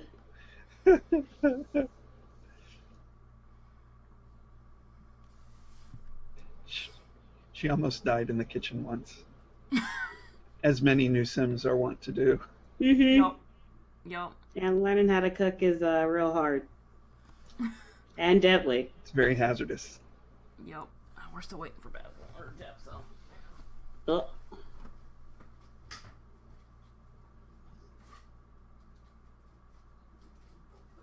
No. Mm-mm.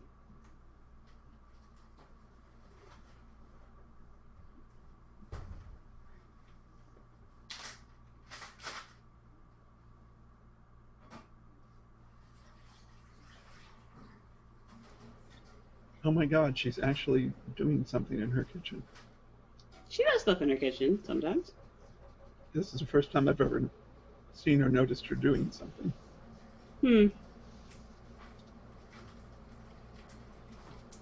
Look, it's a wild Tanya Fredrickson in her natural habitat.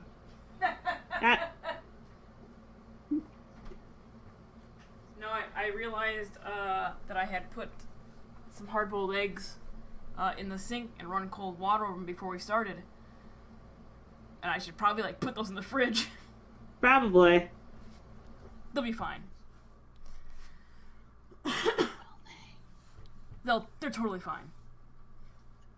As long as they still smell like eggs when I peel them, they're fine. It's when eggs stop smelling like eggs that you have to be careful. They can last quite a while, though. Yeah, they can. Hard-boiled eggs will be good in the fridge if you don't peel them until you actually eat them for about 2 weeks. Yeah, if you don't peel them. So, and then when we're done here, I gotta go put some burgers in the crock pot.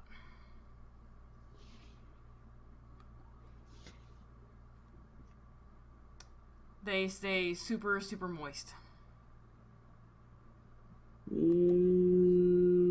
Moist. Yeah, I know. A lot of people don't like that word. I'm not sure why. Moist? Yeah. They don't like the way it feels in their mouths. I like how moist feels in my mouth. I don't like dry mouth. Some people have a texture issue. It's the oi sound. Oist. Really? Oy vey. I know people have a problem with ointment. I hadn't heard that one before. Moist all the time. Ointment, not so much. I always thought people had a problem with moist because that's how certain areas of the body are described. I didn't think it was that. It's just something about it bothers him. Like the mouthfeel thing, I wasn't joking. They don't like the way it feels in their mouth. Well, I don't like gritty mouth. That depends on how it's applied.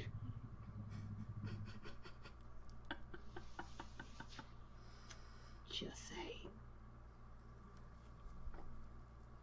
All right. We are all back. Yay. It's you. Time to screw up the God balance. This can only go well, guys. This can only go well. Totes. Totes. Yes. Totes me goats. So you guys lead Pekmos, the embodiment of the lake, toward I don't want to say Imra's resting place, but that's what it is. It is. It just makes it sound like it's such a final resting place. No, I mean, they're kind of locked up here, so... That's not far off the truth. And as you arrive,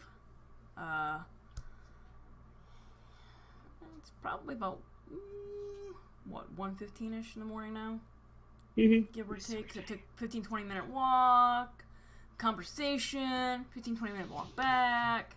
Yeah, it's 1:15, 1:30ish. Almost 2 o'clock, where nothing good ever happens.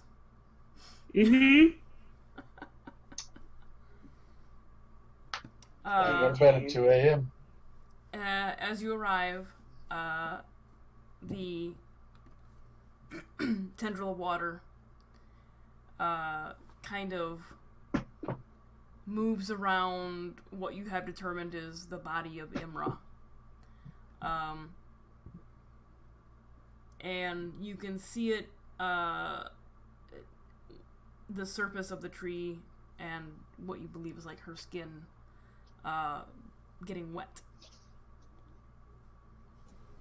Here's a question. Yes. Has the tendril of water stretched all the way here from the lake? Yes, it's kind of thin now. All right, but just checking. But this is a tendril of water going through the forest for that 15-20 minute walk. Some water runs deep, yo.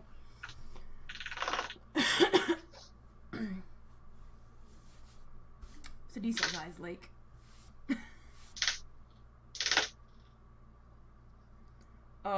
After a few moments, you don't hear anything, but that doesn't mean that they're not having a conversation. True. I think you're all intelligent enough to, well, you should all be intelligent enough to realize that. Even Koltash, because you've had conversations with your deity not verbally. Yeah. And several minutes go by. You hear the loud cracking noise, and the shape of Imra shift. And then you hear an even louder cracking noise, as it's almost like a dozen branches breaking at once. And what you think is the head leans forward and pulls away from the tree itself. And a few moments go by, and the water recedes back to from whence it came. Imra leans forward. Yes?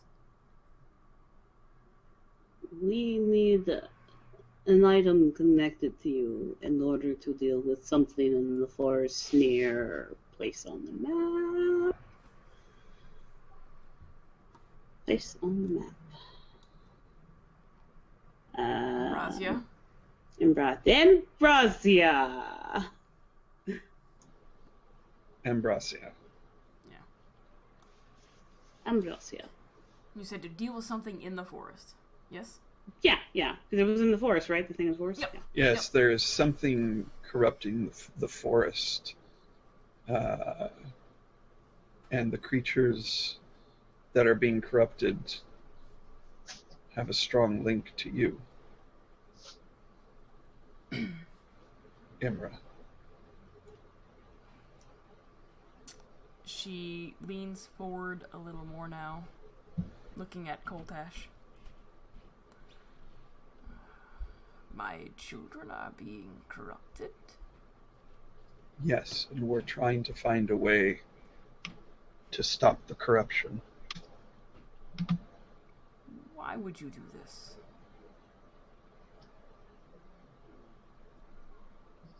Because it upsets the balance. Do you wish your children to stay corrupted? Of course not. I'm just curious why you would do this.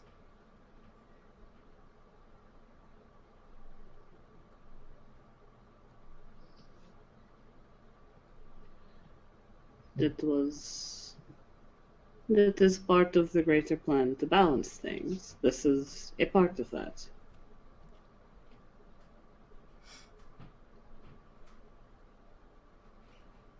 And our parents told us to. You hear what sounds like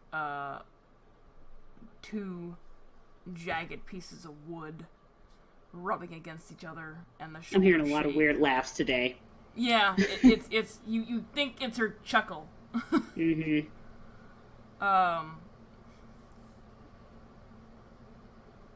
Why would your parents tell you to do this? The followers of Arius seek to throw off the divine balance. As part of stopping them, dealing with the corruption in the forest needs to be done. That is my understanding. I am not my father. I do not know how the mind works.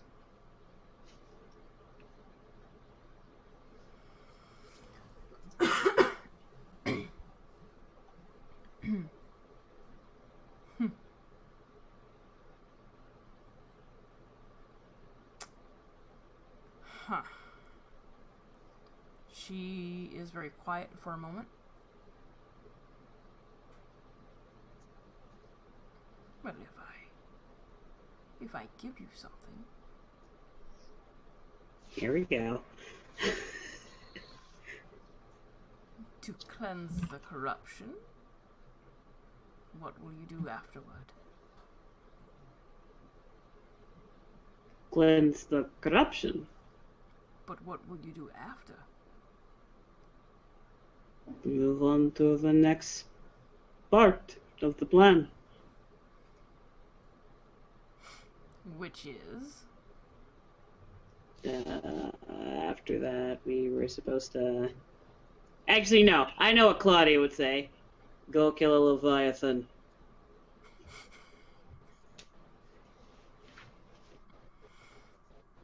Okay.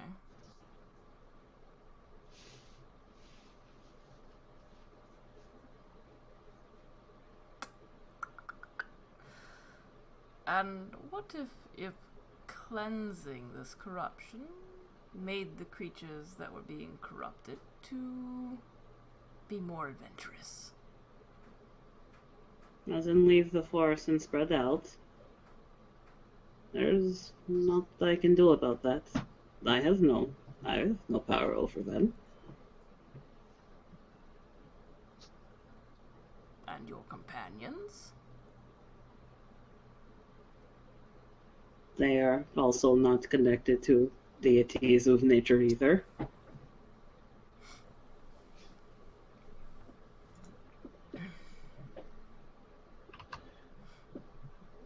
Well, I sorta am. I mean, my mom's sister is goddess of harvest and fertility, so that's kind of a relationship there, I suppose.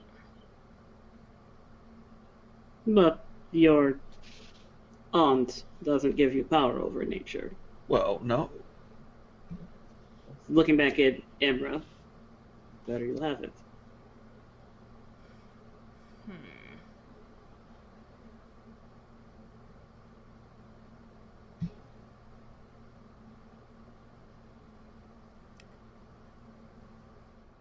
What if I told you the balance was already shifted?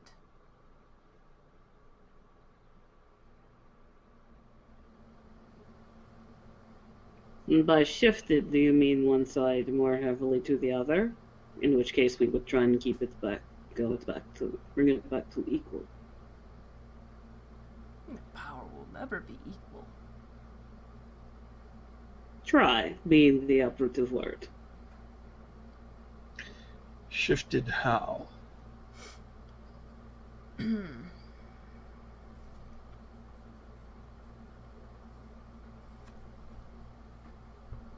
I'm in touch with all the land.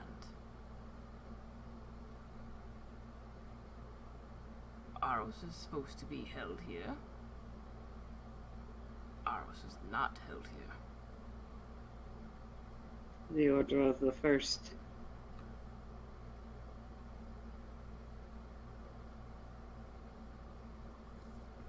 And I will help you cleanse the corruption in my forest. How could I not?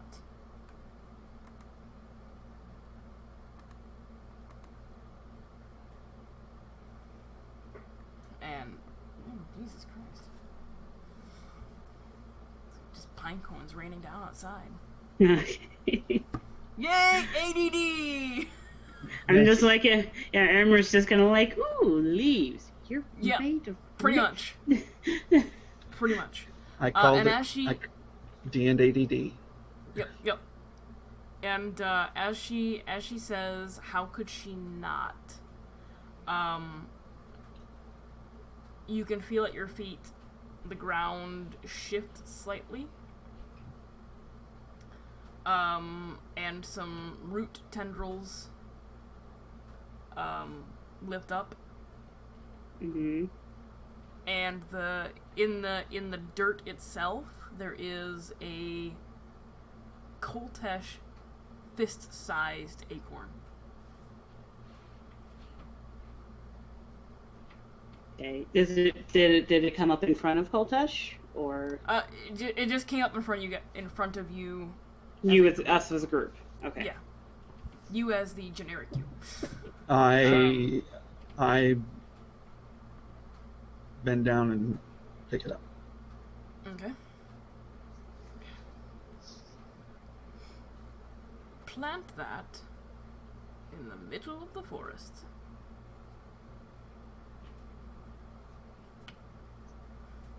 Do your best not to kill any of the corrupted creatures.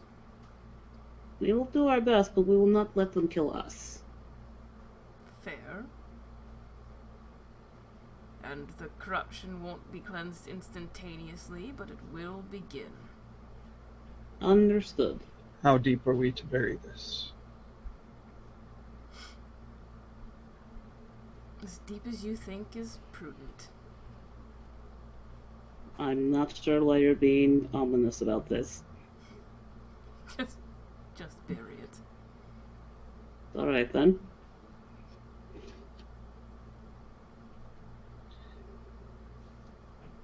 Okay. Thank you. Very much.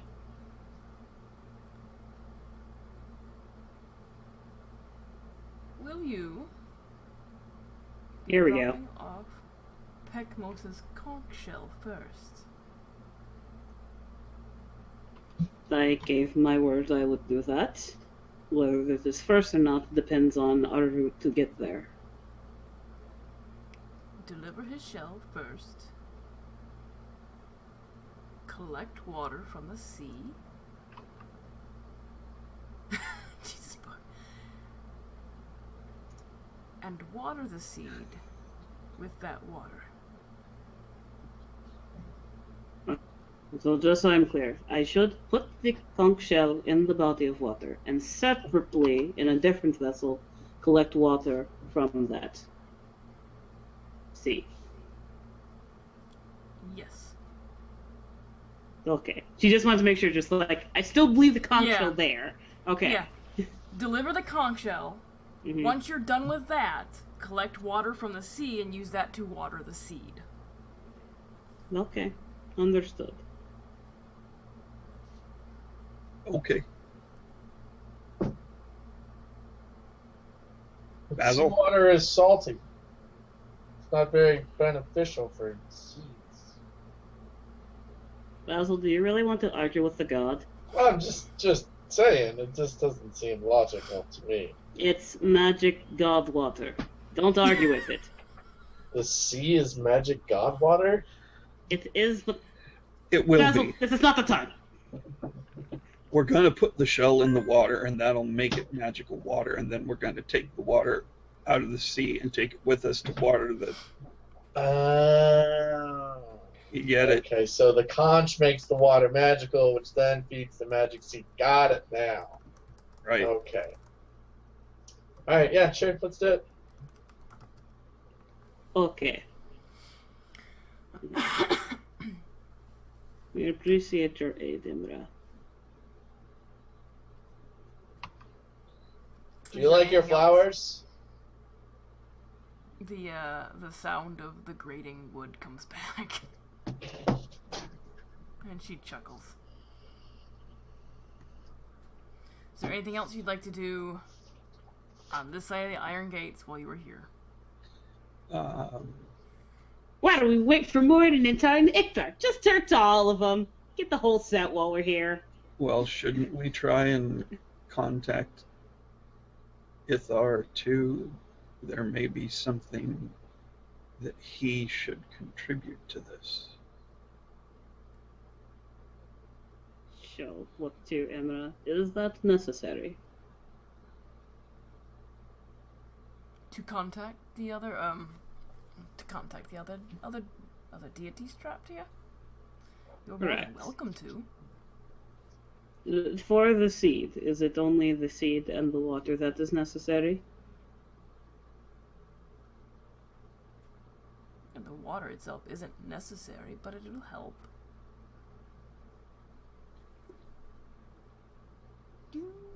We were told that Ithar might help too, and he's the god of the sun and Ithar, healing and time.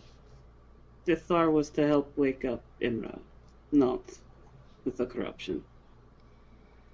Right, but Pekmos wasn't supposed to help with the corruption either, and yet his contribution may be able to help. Therefore, Ithar's contribution may also be able to help with the corruption as well. We don't know. Possible, but I think the sun will shine on it regardless. If you would like to wait till the morning to talk to Ithar, I will not argue. You're welcome to talk to all of the deities here. Ithar, Sianke, Utdal. You guys got any things that might help us battle a Leviathan? No. Can I take one of those moon fairies with me? Basil, they are not yours, no. I don't think Sianke would appreciate that. And who is Utdal? He's the god over skies, wind, and rain.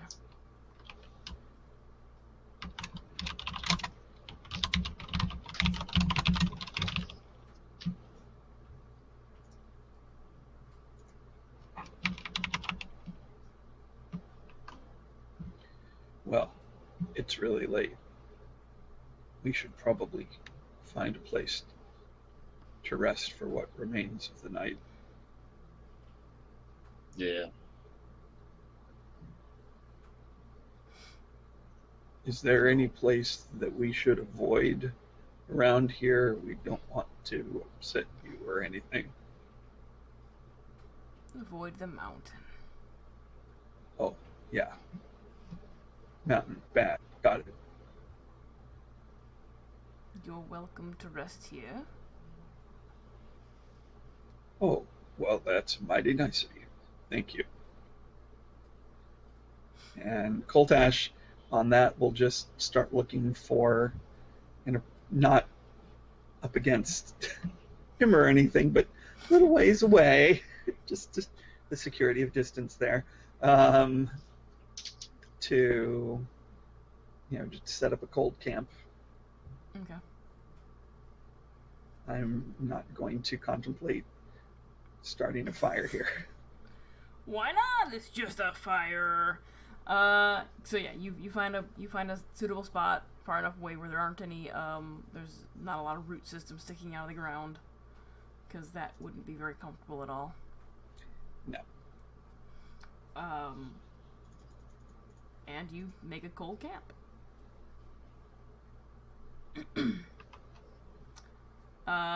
Is anybody else doing anything? I'm gonna spend time making like a bed of clover using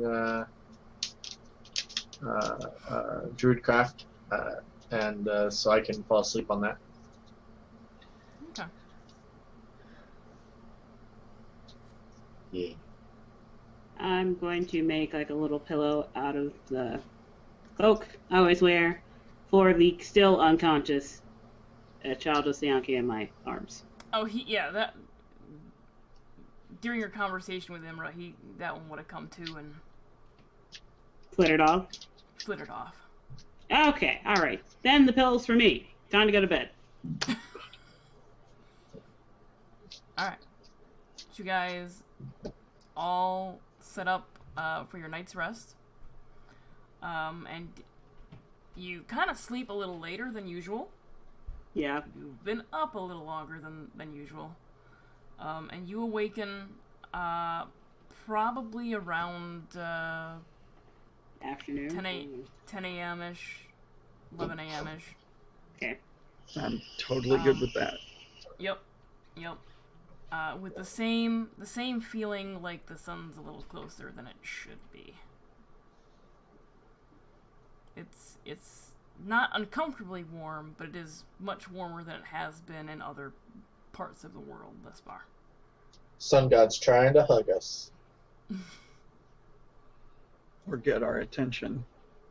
That is Ithar. What would you guys like to do when you awaken?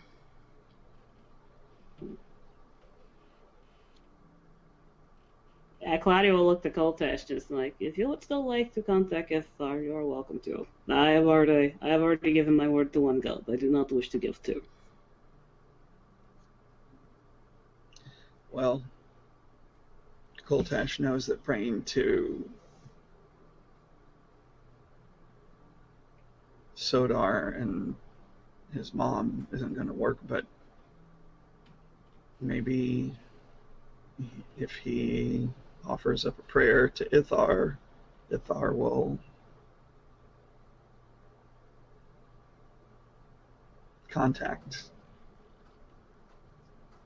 or something. He doesn't know. He's going to give it a try. You're using the god of the sun as an operator. Okay. Well, no. Yes, you are. That is exactly what you're doing. Well, but the god of the sun is who I'm trying to reach. I'm not trying to use the god of the sun to get to anybody else. I'm trying to get to the god of the sun. I gotcha. Make a persuasion check for me.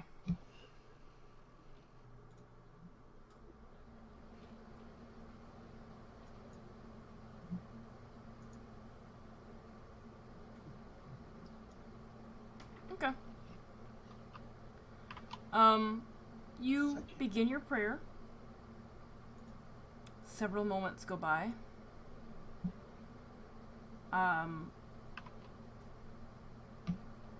Several more moments go by.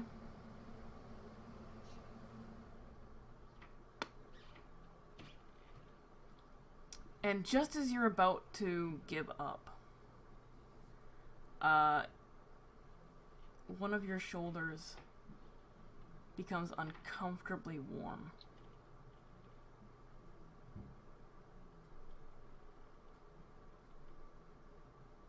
Okay.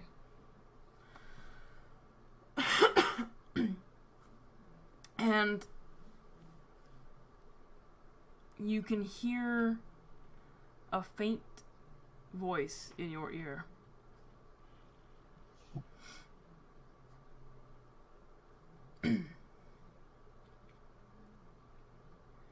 Yes, mortal. Ah, you got the stuff you got. Oh. Hello. And you guys hear Koltash. Oh, hello. And we don't see anything? As you're looking at Koltash, it looks like there is more light being reflected off of one of the pauldrons on his shoulders. Hmm. And it's the shoulder that's a little toasty. Gotcha. Gold touches time. Claudia's not going to say anything. Well, thank you for answering. We're trying to help Imra. There's a forest where there is corruption spreading and affecting creatures of hers, and she's given us the means to remedy the situation, but I was wondering if there were anything that you could maybe do to help us help her better and speed things along.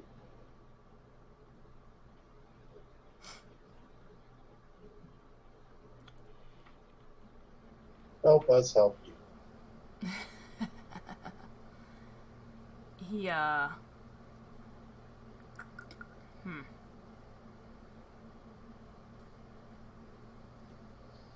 sure you've got plenty of things on your plate, so if this is too forward and you don't have the time, totally get it. there's an extended silence, but you can still feel the warmth. The uncomfortable warmth on your shoulder.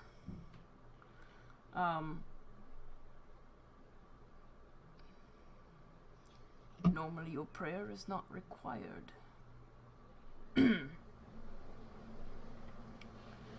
Nor needed for our power. But if it is to help Imra, what is it that Imra has asked you to do?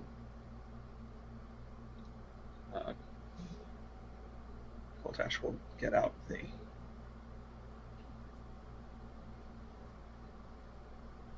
giant seed and hold it up. She's asked us to plant this in the middle of the forest and water it with water from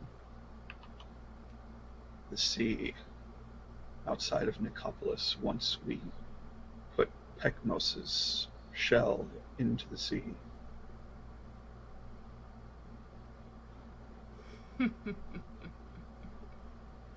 Clever. Yes, I think I can help you. Or I can help him recede.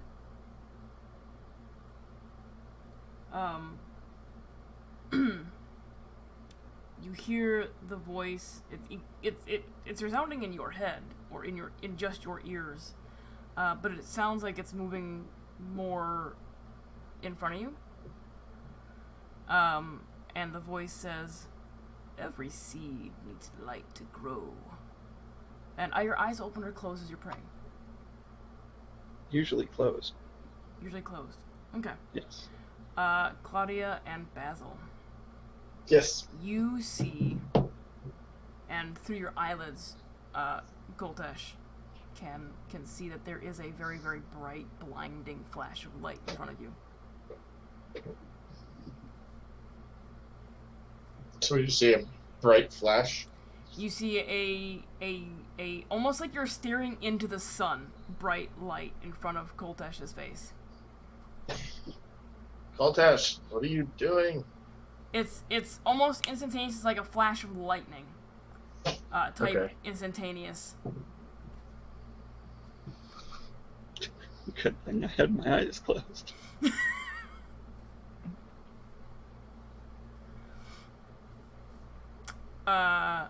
And then there is no more voice. And the warmth on your shoulder dissipates. And both Claudia and Basil notice that the pauldron is no longer reflecting as much light.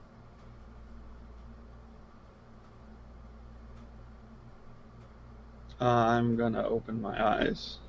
Okay. And, well, mentally say, not sure what you did, but thanks. As you open your eyes, you can see on the ground in front of you a small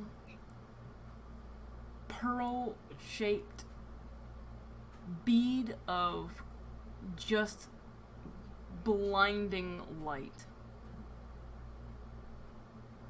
Oh. I can't look at it. You can't look directly at it. It's like you can look around it. It's like driving west at the end of the day, and you're driving into the sun, and you're just or driving east at sunrise. Yeah. Right.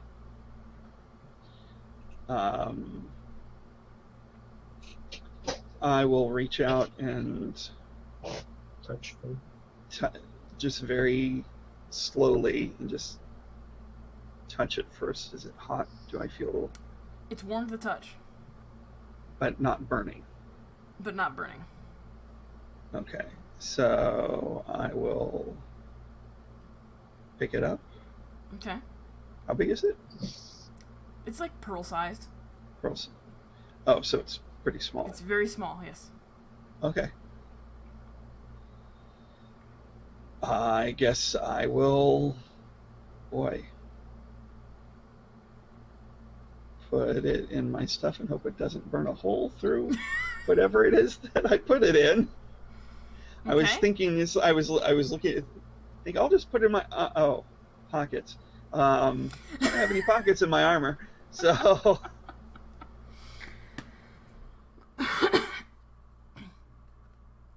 I don't know what else to do, so I guess that's what I'll do.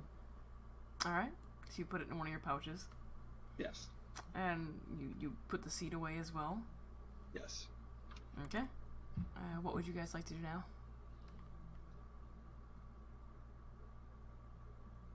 Magma pebble. All done, Koltesh?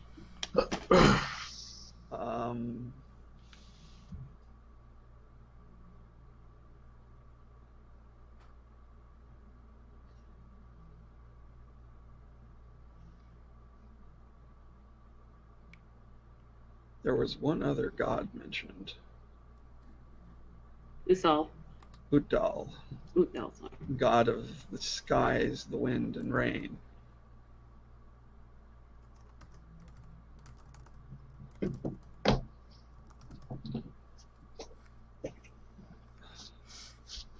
But maybe that's overkill. I think I'm done. Yeah. All right, then it is time to go. Okay. You guys turn. Actually, Koltesh, make a survival check. Since you were, making sure you could find your way back. Of course. I know the way back. I know exactly the right way to go. Okay. See there? 11. I know where I'm going. Yep. Well, your tracking was less great. So you lead the group in what you are confident is the right direction. Yep. And as you're walking, the canopy is very thick, and you can't tell in what direction you're actually going. or if you're going towards something that you maybe shouldn't be going towards. Of course. And as you spend probably a good portion of the day walking in the direction you believe is correct, you discover that it was in fact not correct. And as you come out of the tree line, before you can see the mountain range. Not the range, but the mountains very clearly. Make a perception. Make a perception check for me, please. 17. Okay, never mind. Wish you would have got that second one. Oh well. Can Basil make a perception too as well? Yeah. Stupid mouse, go to the thing. Doesn't wanna.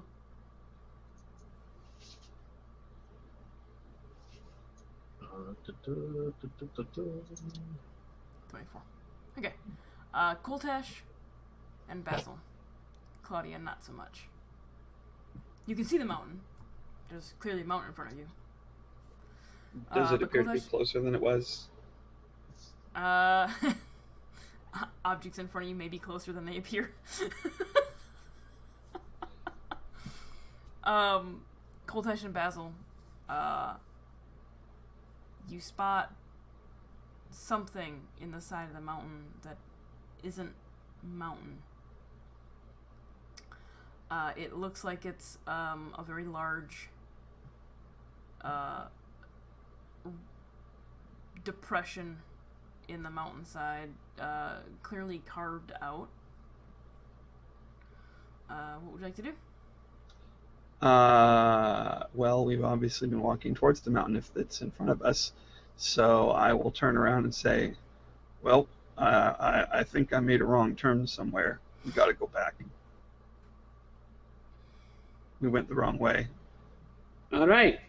Claudia will 180. Start walking the other way. And You're clearly yes. told to leave the mountain alone. Yes. I'm not messing with no mountain. I'm not doing it. Can't make me Kultesh.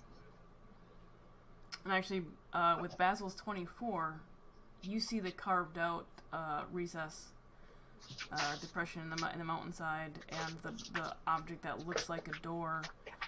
It clearly has a depiction on it of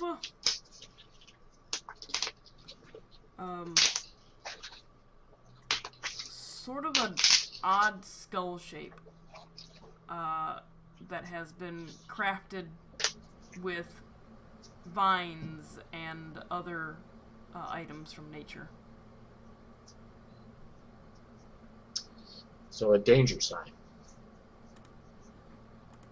Yeah. Yeah. Yeah. Yeah. Okay. So you guys all 180 Yeah. Walk in the opposite direction. and walk as quickly as you can in the opposite direction. And get as far as you can that day before making camp again. The next morning you awake, you make sure that night the intelligent thing draw an arrow in the ground pointing the way you want to go. Yep, did exactly that. Yep. I figured somebody would. The next morning you awake and continue on. And late that evening, you make your way back to Iron Gate. I think that's where we'll call it. Okay. Sure. Because Nancy will be starting All next right. week, and this is the best opportunity For her place to the intro. group. Yeah. Mhm. Yeah, that makes sense. That makes sense. It's the easiest place to find other godchildren. Yes. Yeah. Yeah, that makes sense. Or a possible Azamar, if that's what she wants to be. Basil is gonna basically ask if they're if perhaps the people at the gate may have a teleportation circle of their own that we could use, so we didn't have to go to those creepy guys at the other one. They do not. Ah, shit. Those other guys, they're mad at Benjorna, not us. Like she Yeah. almost said Claudia. They're mad at Claudia. They're mad at one of my characters. They're mad at one aspect of my personality. I'm just glad it didn't occur to Basil to try and climb the tree and grope Imra. God. I may mock gods from afar, but I'm not gonna go and physically assault one. You were gonna pee in the lake. He's not the whole lake. He's just the You god don't know of that. water. He just happened to be in the lake. No, Emra's- he is the lake. Yeah, Emra is also every tree. So yeah, any tree you screw with is Emra. Oh. Yeah, well, good thing he's on Yeah, when you she's pee the on other a side bush, of you're this. peeing on Emra. Good thing she's on the other side of this freaking gate. Portcullis isn't open yet. Or gate, I can't remember. I forgot which one it was. Whatever. Right. Opening isn't open yet. Alrighty. So, as always, for those still watching and viewing, D&D games always run for charity. This month, Autism Speaks. If you'd like to donate, you can do so by clacking on the banner below. Words are hard, guys. Words are so hard. And in doing so, you can purchase things for the NPCs, the players, good things, bad things, weird things, blue things, green things, fish. One fish, two fish, red fish, blue fish. I actually thought about getting that as a tattoo once. And there is the giveaway this month. I'll go ahead and do that one more time. And, why not get some more puns?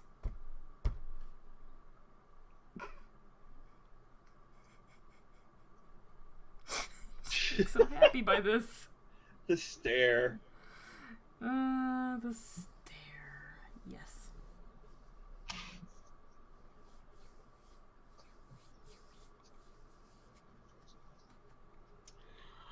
Maybe I'll invent a real popular broom someday. If I do, I bet it would sweep the nation.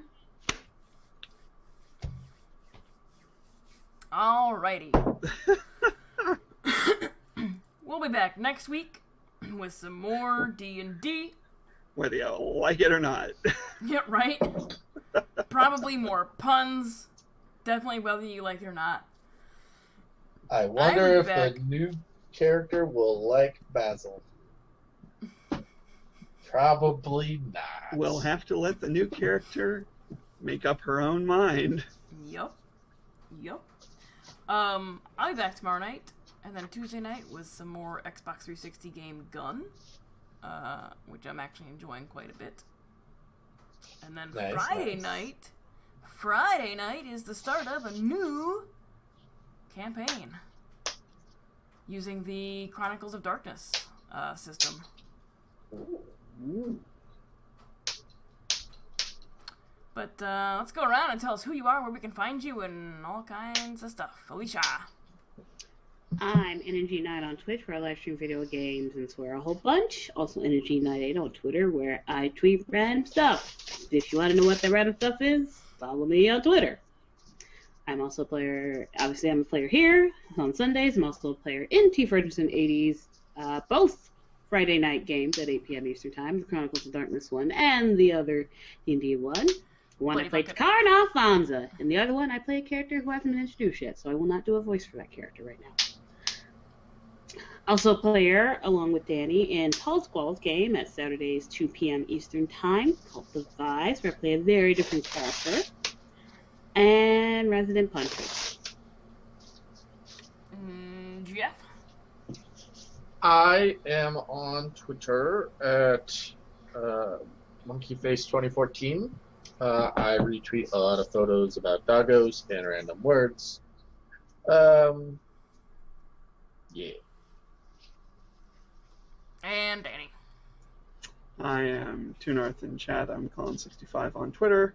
where I don't really do much but retweet the things I'm in, which include this. And as an engineer said, I'm also in Tall Squall's campaign on Saturdays at 2 p.m. Eastern, The Vice, for which I have written a fair amount of music for the game and inspired by its characters. You can look below and see a YouTube link by my name to link to my YouTube channel where videos of almost everything that I have written is there for your listening enjoyment. At least I hope you enjoy it. It was fun to write, and I like listening to it. Even the Noblin wrestling theme, one for the ages. Titration! And which we didn't get to see. I know. I'm still very I'm bitter not about happy that. about. I am too, actually, and I wasn't even there. So, and since I need to say it one last time, Claudia's brother's a dick. Indeed. Alright guys, we'll be back next week. Until then, don't be dicks to each other. Bye. Bye.